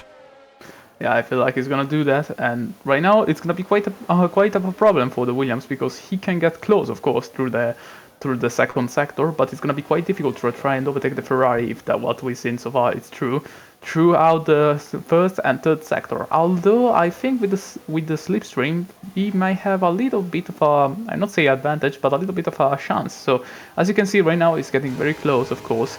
And I'm not sure if he's gonna go for it into the bus stop, but I surely think he's gonna go for it on the camera straight. So let's keep an eye on the battle for the lead. Meanwhile, of course, Loris and Hashima are still duking it out on the track, but I'm not expecting much maneuvering out here. Yeah, I think Loris is just trying to get ahead of Hashim, and just much like Elias is doing, try and hope that somebody else around him picks up another penalty, because that's really his only chance at this point. So we'll see how that goes for the Dutch driver, but meanwhile, the most pressing fight is, of course, up at the front of the field. Oh, there's a little bit of a twitch there heading up Eau Rouge from Tamer. That must be what's cost him time on a few occasions up to now, but using plenty of ERS, as he has much saved up, and he's going to pull out to the outside, heading towards turn 5, but he's not able to find a way through. Elias defends it nicely, although he runs wide, doesn't take the optimal line, and Tamer's going to try and set up the long old switchback here, trying to get to the inside at turn turn 8. Elias is wise to it, though. He'll cover that up, and he cannot go around the outside there. But trying to have a look at the inside, he saw half a gap for a second. That was very opportunistic from Tamer, and now Bimpo is going to be right on the back of him. He's been keeping these guys very honest the whole time, so he's, sitting in prime position to take away what could be a second race win if something goes wrong between the two ahead of him. But Bimpo playing it sensible at the moment. He knows that, he's effectively just going to try and let these two fight it out ahead of him and wait for something to go wrong. And if that doesn't happen, then perhaps on the final lap of the race, then you might just see the Aston Martin make this a three-way battle as well. Yeah, I was thinking, we were thinking all of this like if the worst case scenario for Lamar was getting to P2, but right now I'm kind of noticing that he can actually drop up to third place because, Bimpo is there. He never left off and he's got the best seat in the house for the championship fight, so I wouldn't rule him out just yet because he's there. He's just there. And somebody who's even closer is Tamer, having a look to the inside again. He's just trying to spook Elias off the road, as he was able to do once already I think it was actually in the sprint race. I'm not too sure though, don't quote me on that, but either way, he's right on the back now. I don't think he's going to go for the move into turn 1.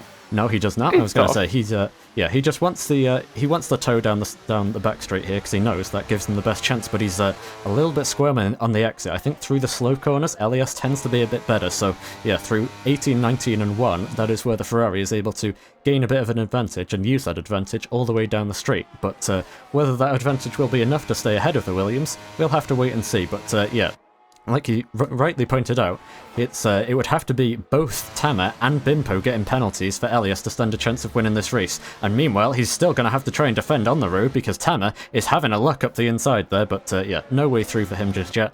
And it's going to stay as it is for the time being. But meanwhile, getting very close again, likewise between Hashim and Loris. But those two will stay in order as well.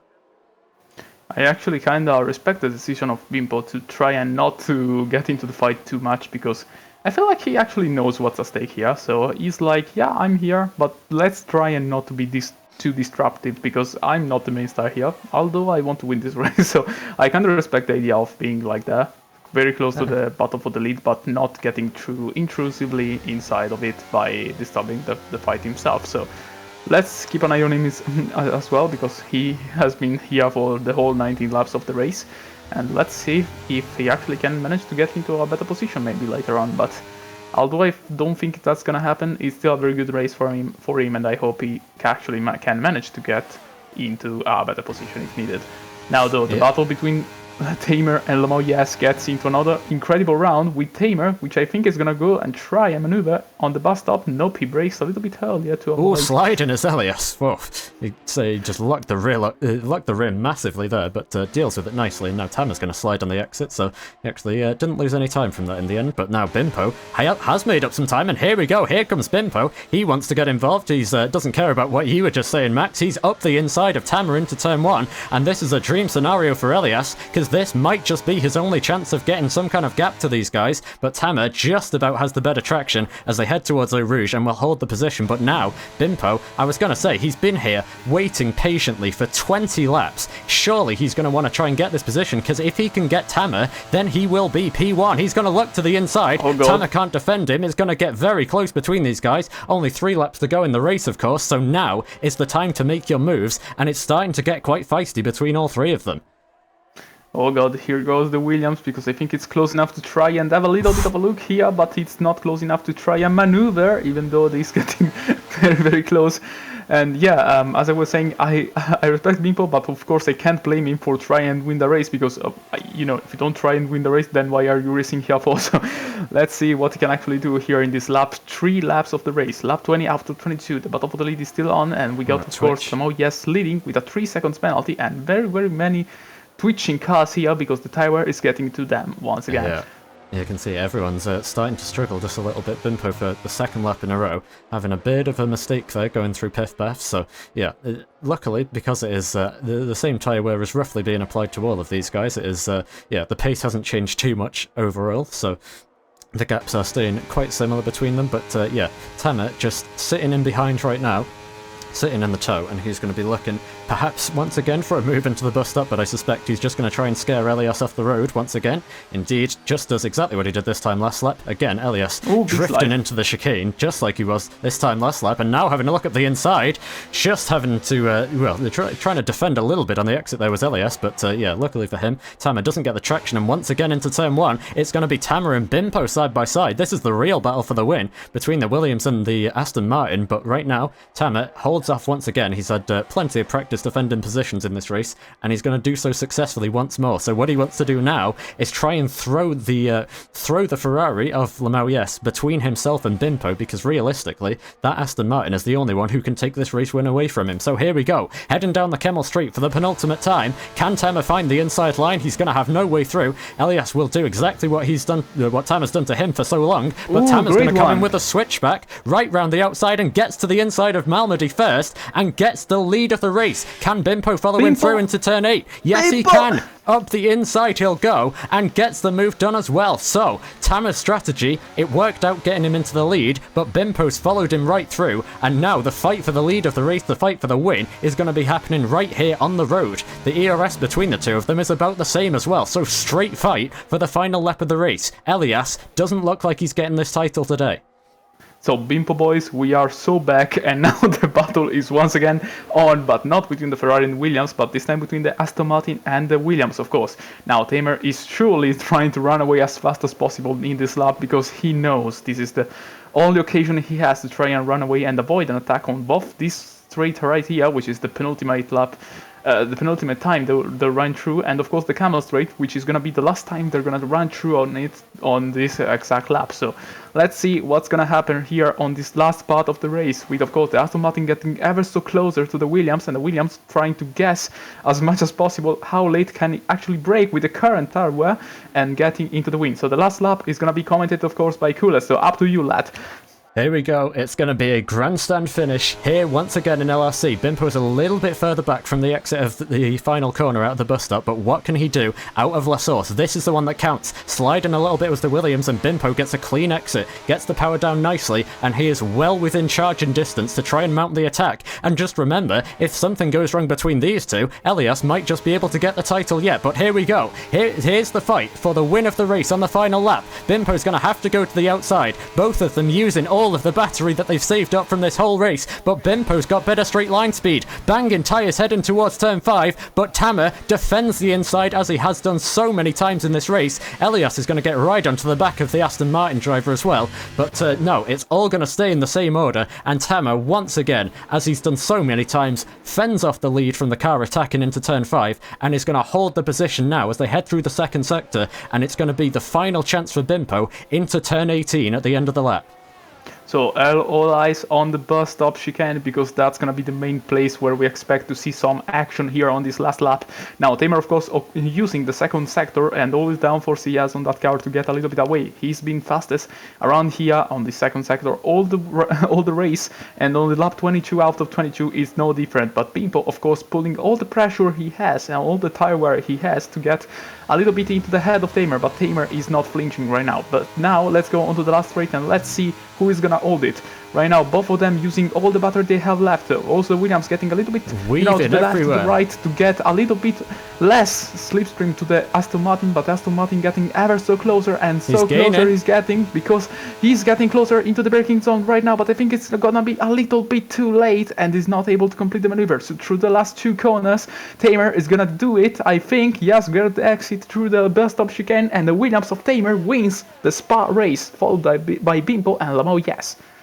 And it is a brilliantly executed drive, and it's not over just yet behind them. Loris and Hashim going side by side, spinning into each other. These two aren't even fighting for real track position because both of them have penalties. Sliding over the line and crashing over the line go Loris and I Like Trains, and Trains will pick up that P4 that he's waited so patiently for, and then it will be, Yokata who's going to take a solid P7, the last driver with no penalties until his teammate, who's right at the back of the order. Then, it's going to be Tim Bleish who gets P8, And yeah, a long old wait for Steph Games, Bacon Boys, Bablo, and Bossman Ryan to round out the grid at the back of the order. But what a race that was. And the fight is going to continue on then to Japan next time out. Elias not able to do it here today, and Tama, with a fantastic drive all race long, is just about able to fend off the pressure as he's done all race, and gets himself a very hard fought race win here in Spa. Well, that surely was one race, one of the races of all time, and now with every driver getting through the line, and with the last point position going to Beckham Boys, I think it's going it's going to Beckham Boys.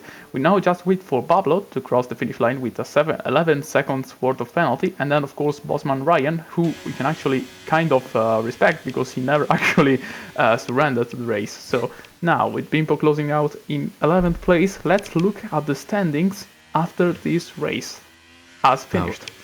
Yeah, we'll take a look at the podium first and give everyone their chance to celebrate. The top three, I have to say, put in a fantastic race. That was a joy to watch, and getting to see such clean racing between three of the best drivers in LRC is something that you always like to see. So yeah, Tama takes that top step once again, and I have to say, very hard fought and well earned between him and the other two drivers who stand on either side of him. But for those guys, it's going to be, I would say probably fairly happy for Bimpo, but perhaps a little bit disappointed for Elias, not able to wrap up the title today. And yeah, it's going to be a little bit tricky for him this time next week in Japan, but you'll have to tune in then to see if he's able to make it work, or if Tama is able to just about keep the fight rolling on. But either way, he's done a very good job today, and he's rewarded with the top step of the podium in both races. And then it will be Bimpo, who takes second place from Elias third, who managed to get the fastest lap, but yeah, that's not going to mean too much for him. And also, just look how close it was between these three. They were literally even on pace, so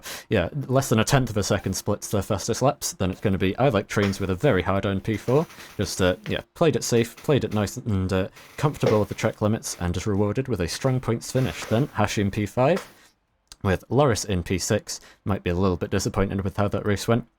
Then Georgie or Yokata in P7, with another solid points finish. Not quite the podium from last week, but still does quite well. Then it's Tim Bleish, Steph Games, and Bacon Boys rounding out the top 10, and Beplo and Bossman Ryan, the two finishers who weren't able to make it into the points. So, a very, very entertaining race. LRC Tier 1 back to its best for the most part, and I'm very glad to see that and say that as well. So, yeah, we will now head to a few minutes break to gather our thoughts and get the drivers ready for some interviews and see what their thoughts are, and then yeah, be back with some driver interviews and some onboard replays as well. We'll see you in a few minutes.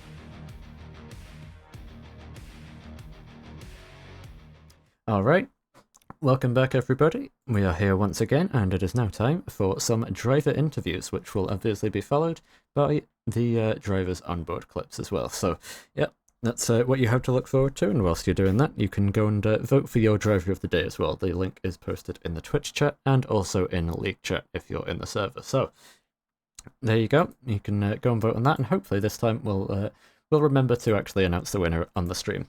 I hope. Maybe. We'll see. I make no promises. Either way, let's get ourselves started with the first driver interview, and let's start off with, if he's here, indeed he is, our race winner, Tamer. Tamer, hello. Are you ready for an interview? Ready whenever you are. Alright. So, first of all, congratulations on the win. That was a very hard-fought victory for you, and yeah, it was really nice to see you involved in some great battles, basically, for the entire race, and yeah, it seemed like you managed it very well. How was it for you? Yeah, I mean, one of my strong suits in F1 esports is wet weather. And yeah, I love these conditions more than the dry, to be honest. And with the combination of Spa, you need to be very brave in the corner, especially Pouin, let's say, for example, or Rouge. And yeah, I was just plain sailing, very, very comfortable within the car and confident in the setup. And yeah, I managed to make it work. Yeah, it seemed like yeah, what we were noticing through the race as well is that it seemed like a little bit more effortless for you, I suppose, the pace, because you were able to save quite a bit more battery than than Elias and Bimpo behind you. So yeah, was that just from having better pace, or was that some kind of strategy plan? I mean, better pace is definitely a big bonus, but I think it's because Dante's setup, Elias had a much more top speed setup than me, and I realized out of the final corner, out of the second sector, I can pull out a gap, so I don't need to use as much ERS. So yeah, and definitely pace helped that out. So just saved it up until the end, and then whenever he wanted to attack, I was prepared. Yeah, seemed like a very good drive from you as well, and yeah, how was the? Did you enjoy getting to fight those guys as well? Getting to do some wheel to Yeah, I wheel mean, racing. it's always nice to have fun with your competitors, and as long as you keep it respectful and clean on track, then I have no issue with it. And yeah, it always gets a little bit better when you get out on top. Yeah, couldn't have said it better myself. Well, you also today managed to stop Elias from winning his fourth world title. So, yeah, do you think I mean, do you think you have any title hopes left, or are you just gonna do your best for the rest of the season? I mean, with three, I did not start in Jeddah or Great Britain, and with my DNF in Bahrain, it's really unlikely. I'm just gonna try doing my best for this season, and then hopefully next season, Grand Slam, P1 every race, no mercy. All right, sounds good. That's a fighting talk we like to hear. So, yeah, how do you think next week's race will go in Japan then? Um, Japan usually have been good in races. Quali pace might be a little bit off, but I feel confident in the race.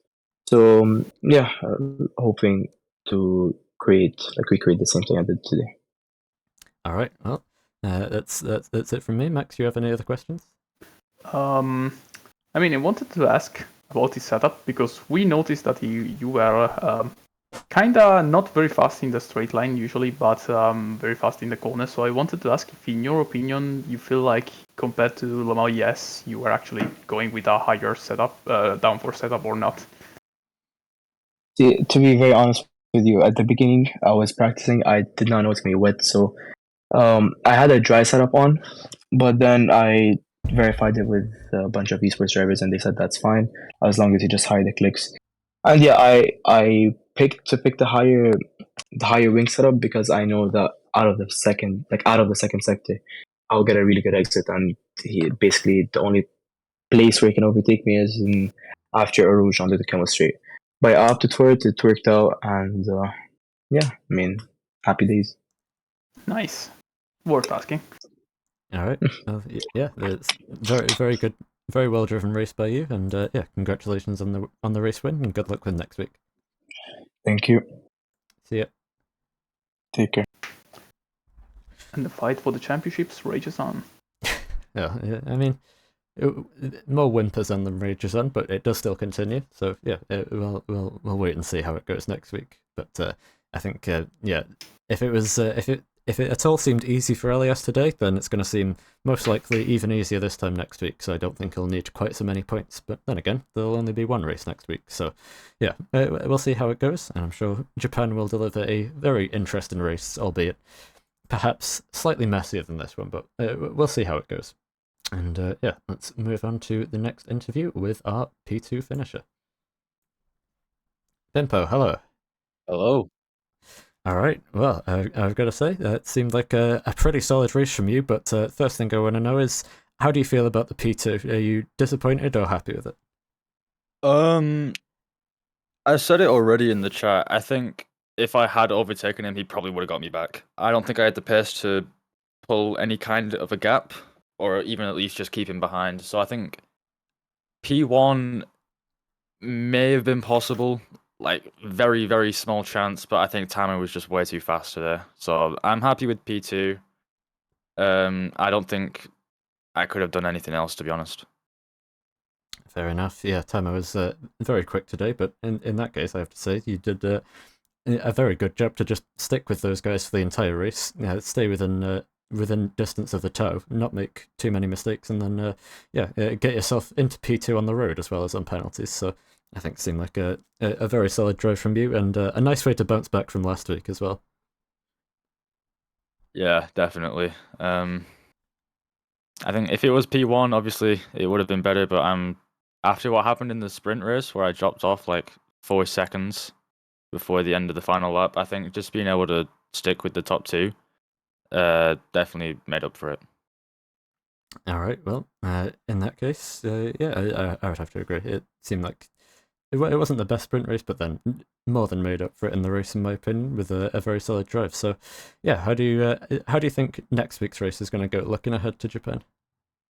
Ooh, Japan, I absolutely adore. It's such a good track. I love Agreed. driving it. It's so satisfying to do. So I'm off college now for a week, so I'm gonna practice the hell out of it. So hopefully another win. Good stuff. That's the kind of fight and talk that we like to hear. So, yeah, I'll wish you the best of luck with that. I'll ask as well. Was there anything that you think you could have done differently today, maybe setup wise, or you think it extracted the most that you could? So before quali in the race, I actually couldn't decide on what setup to do. So I put like 3 or 4 extra clicks of wing on, and then I lost like 4/10 per straight. So it didn't really work out in the end. But I was absolutely flying through sector 2. So I mean, kind of made up for it. Yeah, it's notoriously hard to strike a balance. I'm gonna have to try and navigate the same problem as you tomorrow, except I have to deal with a dry stint at the start of the Tier 2 race as well. So yeah, it's gonna be hell for us guys. But I think you did. You showed us a good example of how to manage the balance quite well. So yeah. That said, Max, you have any more questions?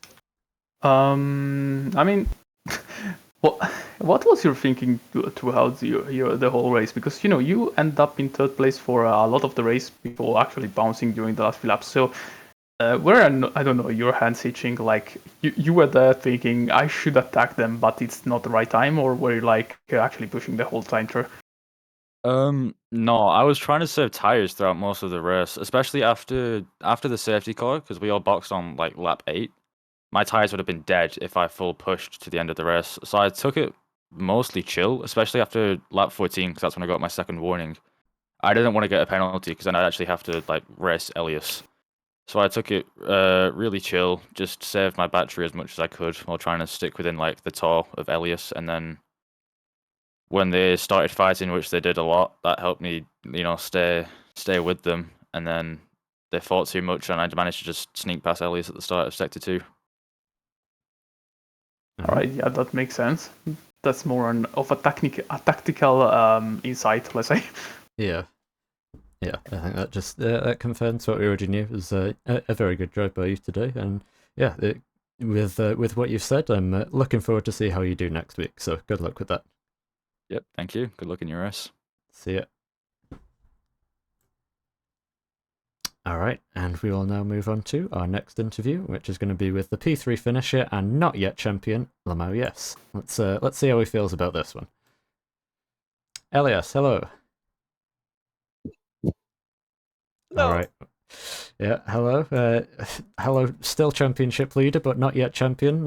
Yeah, how are you? How are you feeling about today's race? 'Cause it seemed I'm like... disappointed, man. Alright, I'm gonna end it all. Nah, hang bro. on, I wasn't finished yet, bro. Come on. I was. Yeah, but I'm yeah. finished. Oh, okay, right.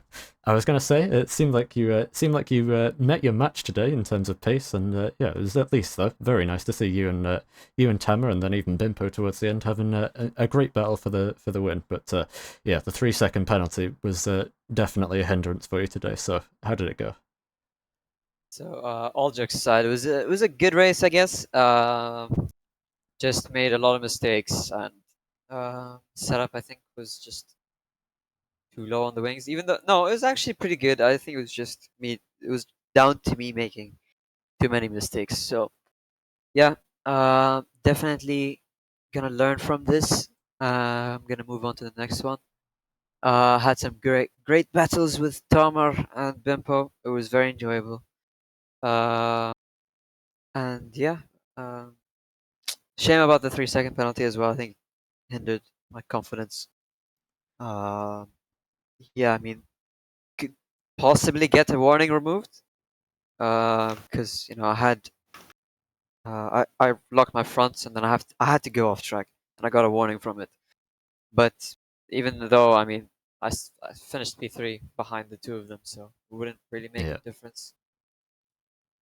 Yeah, it seemed like from what I could see, the whole race you were just struggling a little bit with the rear end and just generally with pace through the second sector. Fari, Yeah. not Fari, Tamer, like you said, was Yeah. running. It was running higher wings than you. So yeah, I think it was as we've said, it's a very tricky compromise here in Spa. To know where to go with the wings, and yeah, I think just got it slightly off today. Do you think if you had more wings, do you think you could have won? Uh, Maybe a few clicks more. But it was also down to me making a few mistakes here and there, so it wasn't entirely on the wings. Um, but yeah, I mean, I'm still leading the championship by like hundred A long thousand way. points. Yeah. Yeah. I was going to say, I expected that you would be disappointed, but there's still, there's still no real threat to your reign as things stand. It's just going to have to be a case of probably next week instead of this one. But yeah, speaking of next week, how do you feel about next week's race? Honestly, it's not one of my best tracks again. Well, Spa. I was expecting to, not do well in Spa and Suzuka. So the goal was to get a podium at least, which was met. But for next week, I think it's a bit of a similar situation. But if it's dry, we've got a pretty good setup, and I'm confident. I've also done stunt there, so I've got the experience. And yeah, I mean, without a doubt, I think I can go for the win there, and can wrap up the championship as well. So yeah, it should be a good one next week. All right. Well, we've heard plenty of fighting talk from Bimpo about next week's race. Says it's one of his favourite tracks. So maybe we get to see part 2 of your battle. Obviously, well, it wasn't the star of the show here today, but maybe it will be this time next week. So yeah, Yep. good luck with that, and we'll see in a week's time if you're able to go out with the title in style. And until then, Max, you got any more questions? No, really not. I think the whole race was enjoyable, so I don't Yeah, think I have are you much more to surprised? ask. Are you I mean, surprised that for once, yes, a little bit, because you know how tier 1 is, so... it was wet as well? So Yeah, I was gonna Yeah, say. we were expecting the worst. for some reason, the wet races are always like They're always a more bit clean. cleaner. Yeah. Yeah, except for Austria. Okay, I mean, mean- to be fair, Austria was clean for everyone except you. You were just Yes, in I kept the wrong getting place. violated in the rear. Yeah, So yeah, I think it but must be. Go on. no, never mind. I I was don't know gonna what I was say, saying.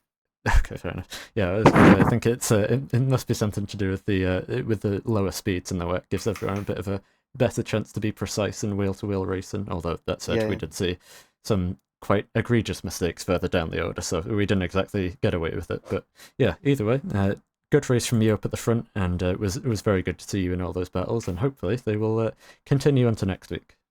Yep. Thank you. And remember in preseason, I did tell you that I was gonna win this championship. You tell me that in most pre-seasons, but yeah, I do remember.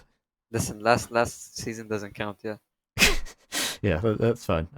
I wish you the best of luck on wrapping this one up, and yeah, we'll see how it goes. Thank you. You better See ya. prepare like a championship graphic for next one. Now you have more time. We'll see. Yeah, there's no point. I was gonna say there's only so much effort that I'm gonna put in when you've won like half the races. Fair enough. All right. Well, yeah, we'll see you next week, and good luck Yep. with getting it secured. Thank We you. are so back. We are so back. All right. Well, that is going to be 3 out of 3. Sorry, 3 out of 6 interviews. I think we're halfway through because the last 3 drivers we have left are Bablo, Loris, and Tim Bleich, and we will go for the highest finisher first, which is, I think, Loris. Was it Loris? Yeah, it was Loris. All right, let's get in our P6 finisher. Loris, hello. Hello. Congratulations Alright. for the win, Loris. Yeah, thanks. You got the wrong race mix. That was Summer, last week. Bimbo, and Elias, and Mashima, like 22nd time penalty. Yeah, incredible. You know Alright, who's gonna so- stop me? Okay, no. Okay. In all seriousness, though, I'm interested to hear how you feel your race went, because in qualifying you seemed to be fairly quick, but then it seemed like that pace didn't quite carry over as much into the race. Yeah, I felt like I had way too high wings. It went well in the second sector, but in the first sector at the back straight, I lost like 8 tenths or 9 tenths if I didn't have slipstream. So it was quite hopeless. I've realized after like a few laps in the sprint race already. So yeah, P4, P5, P6. Yeah. I don't know.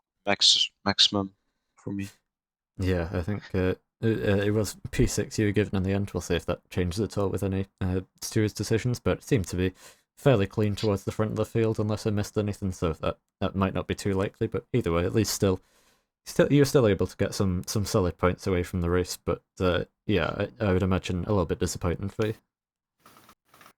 Yeah, but usually I'm not too good in a wet, so well, whatever. At least I scored points. Fair enough. Well, yeah, in that case, so I won't keep you talking about this race for too long unless you have anything else to say, and we can talk about how you think next week's race will go in Japan. Yeah, I mean, I won there last season, and Indeed. my pace felt quite decent last season, so I hope I can fight for a podium at least next week.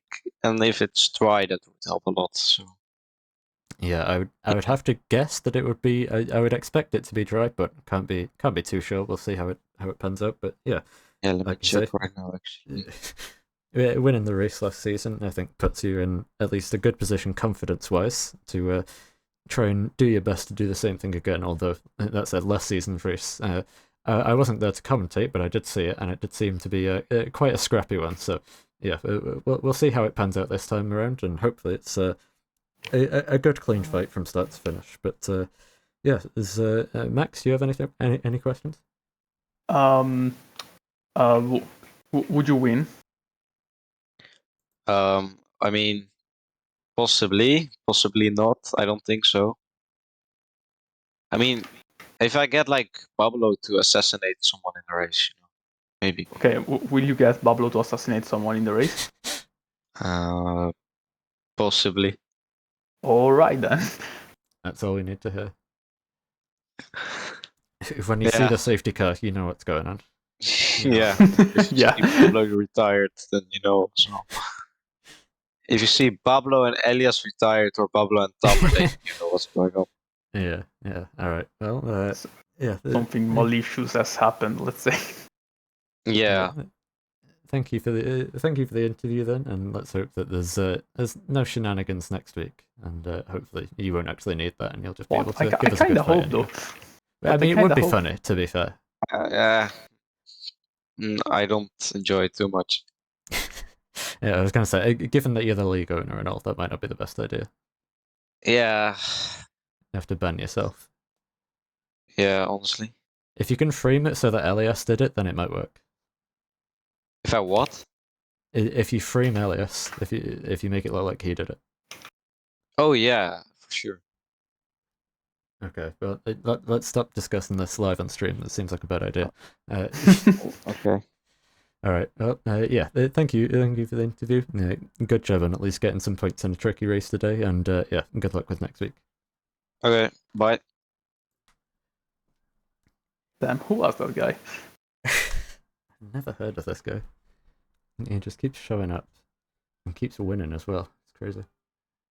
Incredible. All right. Our next driver is going to be the fifth driver on the Driver of the Day poll, and that is Tim Bleish, who finished P8. Tim Bleish, hello.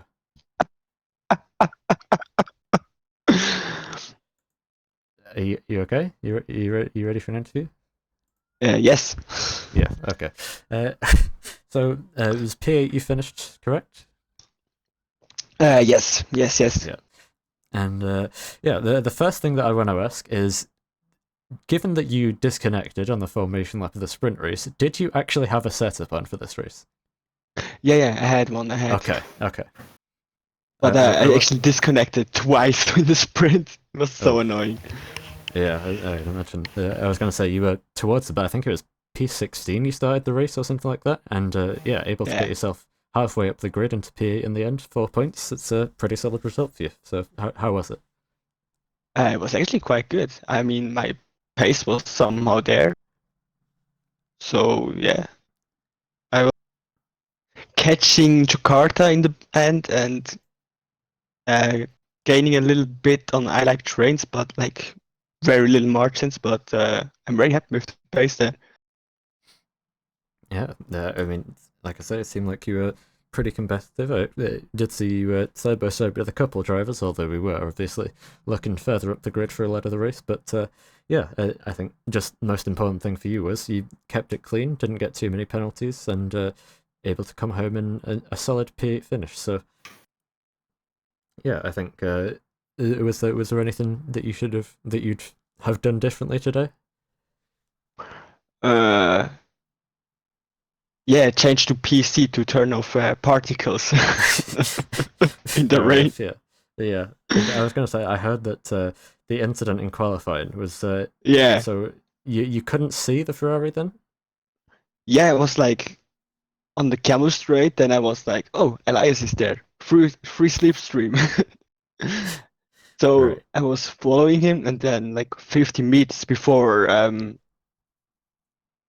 behind him or so, I got the biggest raindrop in my life on the screen, and the Ferrari was okay. gone. It was basically disappeared.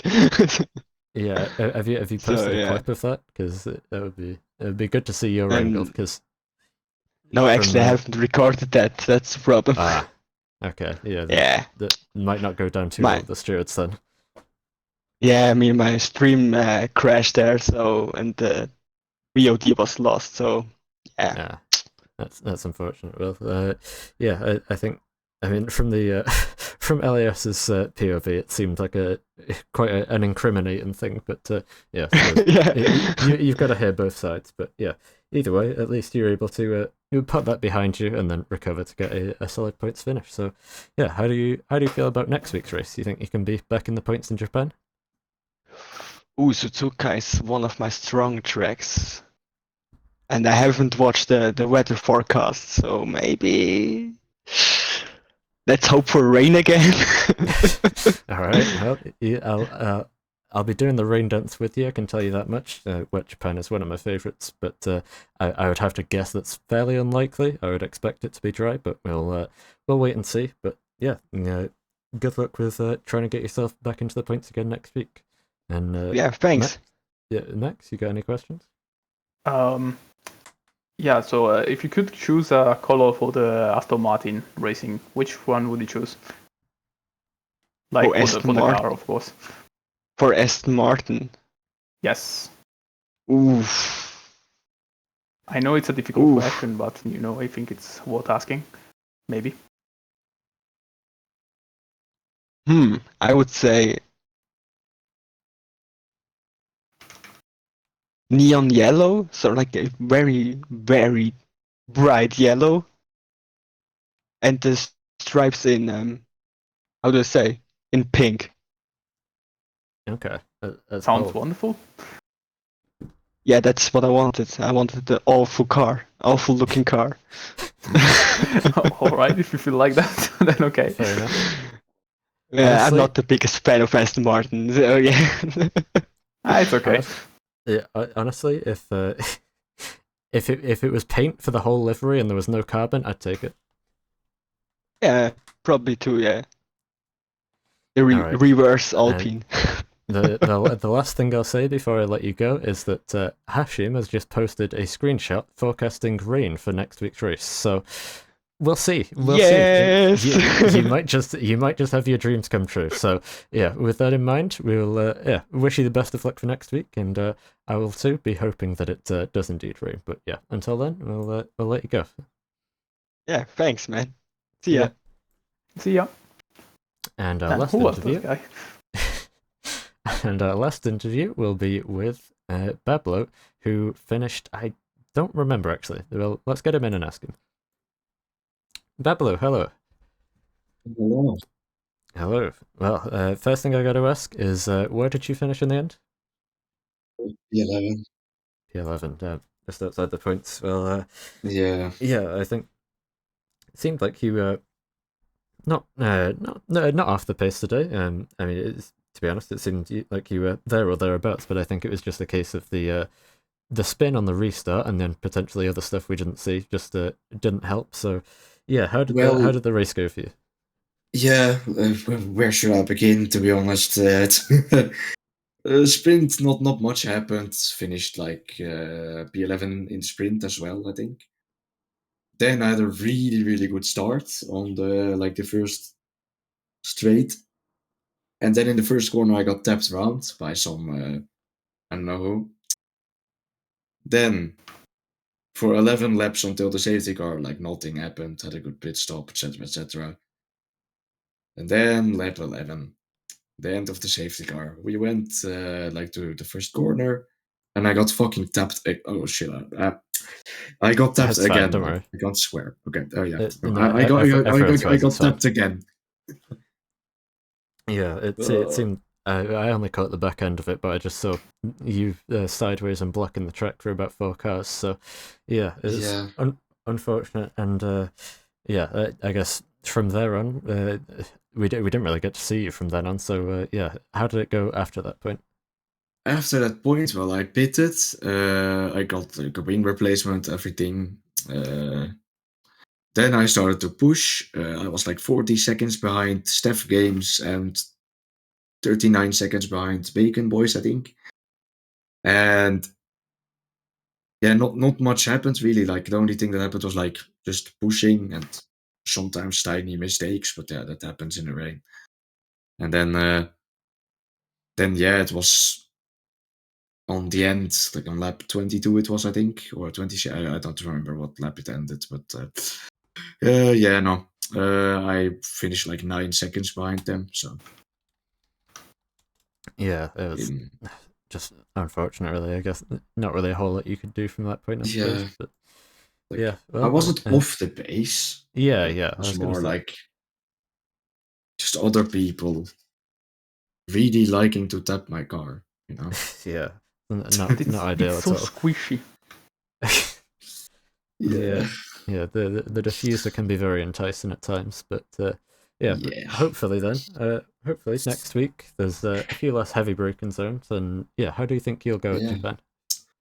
Japan, oh yeah, it's not a bad circuit of mine. It's like average medium, I think. Like the first sector's tricky with all those corners, with like the S's, But yeah, that just takes a bit of practice. And when you're through the acids, maybe like the last sector is a bit tricky, like Spoon. That's not in the last sector, it's in the second sector still. Like Spoon is a bit tricky, but yeah, that's it really, I think, for the track next week. Yeah, and I'll have to ask you as well, since we've just seen there is currently forecast for some rain this time next week. So, how do you think a wet Japan would go? Well, the exact opposite of what I just said. Yeah, fair enough. Fun fact, like my first league race ever on F1 2020, that was in Japan, where I finished like P7. So Okay, fair together enough. with Loris, was also Loris's first league race, I think. So. All right, well, let's see if you can recreate that feat and get yourself another point. Get yourself back into the points this time next week. Yeah, like, I think right, he. Max. Oh, go on. Sorry. Yeah, I think he like. Yeah, that was it. Like he on the end of like some safety car, he tapped me in the back. And back then, that was like that both drivers get 5 seconds because the game was stupid, you know?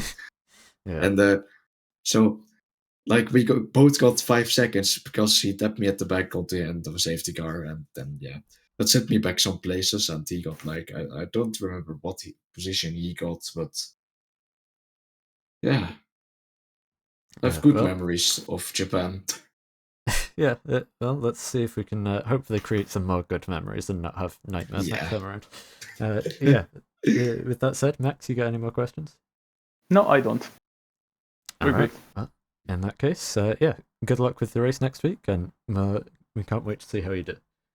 Yeah, good luck to you too. Yeah, with commentating. See ya. Bye-bye. It's all right. We need it sometimes. See ya. See ya. All right, and that is gonna. I don't know. It's just all these random people. Still at the bus stop, right? Anyway, we have yeah. That's going to be it for all of the interviews, and that means we can now move on to the clips for today of the drivers on boards, and yeah, not too many of them. So if you are looking to get out of here, I know it's been quite a long one today. Then you'll be delighted to know you won't be kept here for too long. We have 5 clips to look through. And the first of those is going to be from one of the Alpines. It's going to be from Tim Blesh. So if I can unmute that, switch the scenes, let's take a look at this one.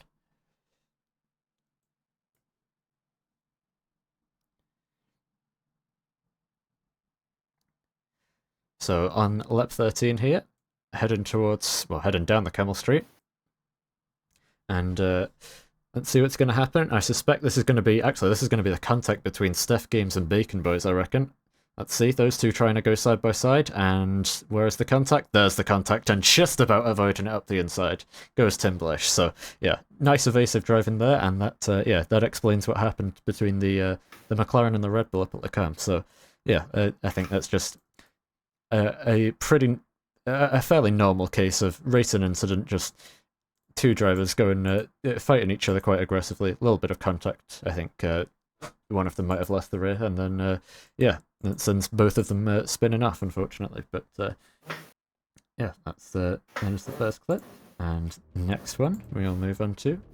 I have to go back off Twitch now. Is going to be from, hang on, Elias. And actually, no, we've already seen this one. Never mind. Well, you know what? Screw it. We'll show it again. Let's take another look at Elias's onboard of the qualifying incident, and yeah, it's it really doesn't look good from that angle, I've got to say. I'll play it again with Elias's wisdom over the top. The qualifying incident sounds like a creepypasta material. Dickhead, I swear to God. Yeah, Elias just. Well, hang on, I want to hear his reaction to the penalty. Dumbass. What a dumbass! I got a 5-place grid penalty. Okay, it was actually fairly calm. Fair enough. I suppose when you know that there's a title on the line, and half the job is just trying to keep a cool head, and I suppose he was at least mostly able to do that there. So yeah, and obviously ended up getting the penalty removed, so wasn't too bad in the end. And we move on to the next clip, which is going to be from Beblo, first of two. So here we go for the full restart. And let's take a look at this one. We've got 5 lights and underway. Lellen has apparently disconnected at this point, so yeah, it's not a great day for him, unfortunately. And going 3 wide into the first corner and just getting hit in the back. Bro, fucking Dave, wat doe je? And yeah, Beblo just basically it's a repeat of what happened to him, well, no, of what would happen to him 10 laps later. So yeah, unfortunately, as he said, his diffuser was just clearly quite attractive for a lot of people today. Hele slechte start. Oh ja, tuurlijk. Take one more look, see if we can work out who it was. I think it might have been Maxcon who tapped into the side of him there, but do not hold me to that. But yeah, either way, it was Beblo won't care because that just really screwed his race up quite a bit. And as did this one as well, which was, like we say, here's the other version. This one on the restart, and let's see.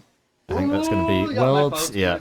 Bacon goes up the inside and just piles into the side of Beblo, so yeah, did not go well for him today, unfortunately. Yeah, and that is going to be not the last clip. We have one more from Tim Bleish once again, so let's take a look at this one. This is heading through Blanchimon here on the lap 1 of the sprint race, actually. And going seemingly very late on the brakes, but way later on the brakes with the Red Bull, and then, getting hit from behind, and that's why we saw Tim Bleish all the way over there, and I thought he'd just lost traction or something heading towards the pit lane, but no, he'd just been completely tapped around by, I think it was from Steph Games there. Oh, no, Steph was the one who made the dive bomb, and then I think it was Welbs, yeah. Bacon Boys just... I mean, in fairness, I think that will probably go down as a racing incident, because I think Welbs was just trying to find a way through around the outside, but then, yeah, Tim Bleish moved over a bit more than expected, so... Yeah, it's a very awkward one, and that poorly placed wall at the pit entry means that Tim actually has to even go into reverse, so yeah, not ideal for him. But that is going to be the end of the clip section for today, and it's also going to be with it the end of the stream for today. So it was, I gotta say, a very, very entertaining race to commentate, and thankfully a step up in driving quality as well from this time last week, which is much needed. Unfortunately, it wasn't flawless, obviously, it's still tier 1, but yeah, by tier 1 standards, a very good race and very enjoyable to watch. So yeah, Max, you got what are your closing thoughts on this one? Well, sometimes you got rain on the track, and sometimes you don't. This time we did, but we didn't get too many crashes, so life is good. Indeed. Couldn't have said it better myself. Well, in that case, we are going to leave you here then, and we will be back in a week's time for what should be almost certainly the title decider, because Elias is going to be in quite a strong position to go and get his number 4 in Suzuka. But yeah, until then, we have the Tier 2 action coming up tomorrow, which I will be trying to race in and trying to fight through the changeable conditions that we'll be seeing there. And until then, yeah, you can join us this time tomorrow for that. And if you don't want to join that, then we will see you again this time next week for round number 9 at Suzuka. Good night. And if you don't want to join us, then go fuck yourself. And on that note, and on that bombshell, goodbye everybody.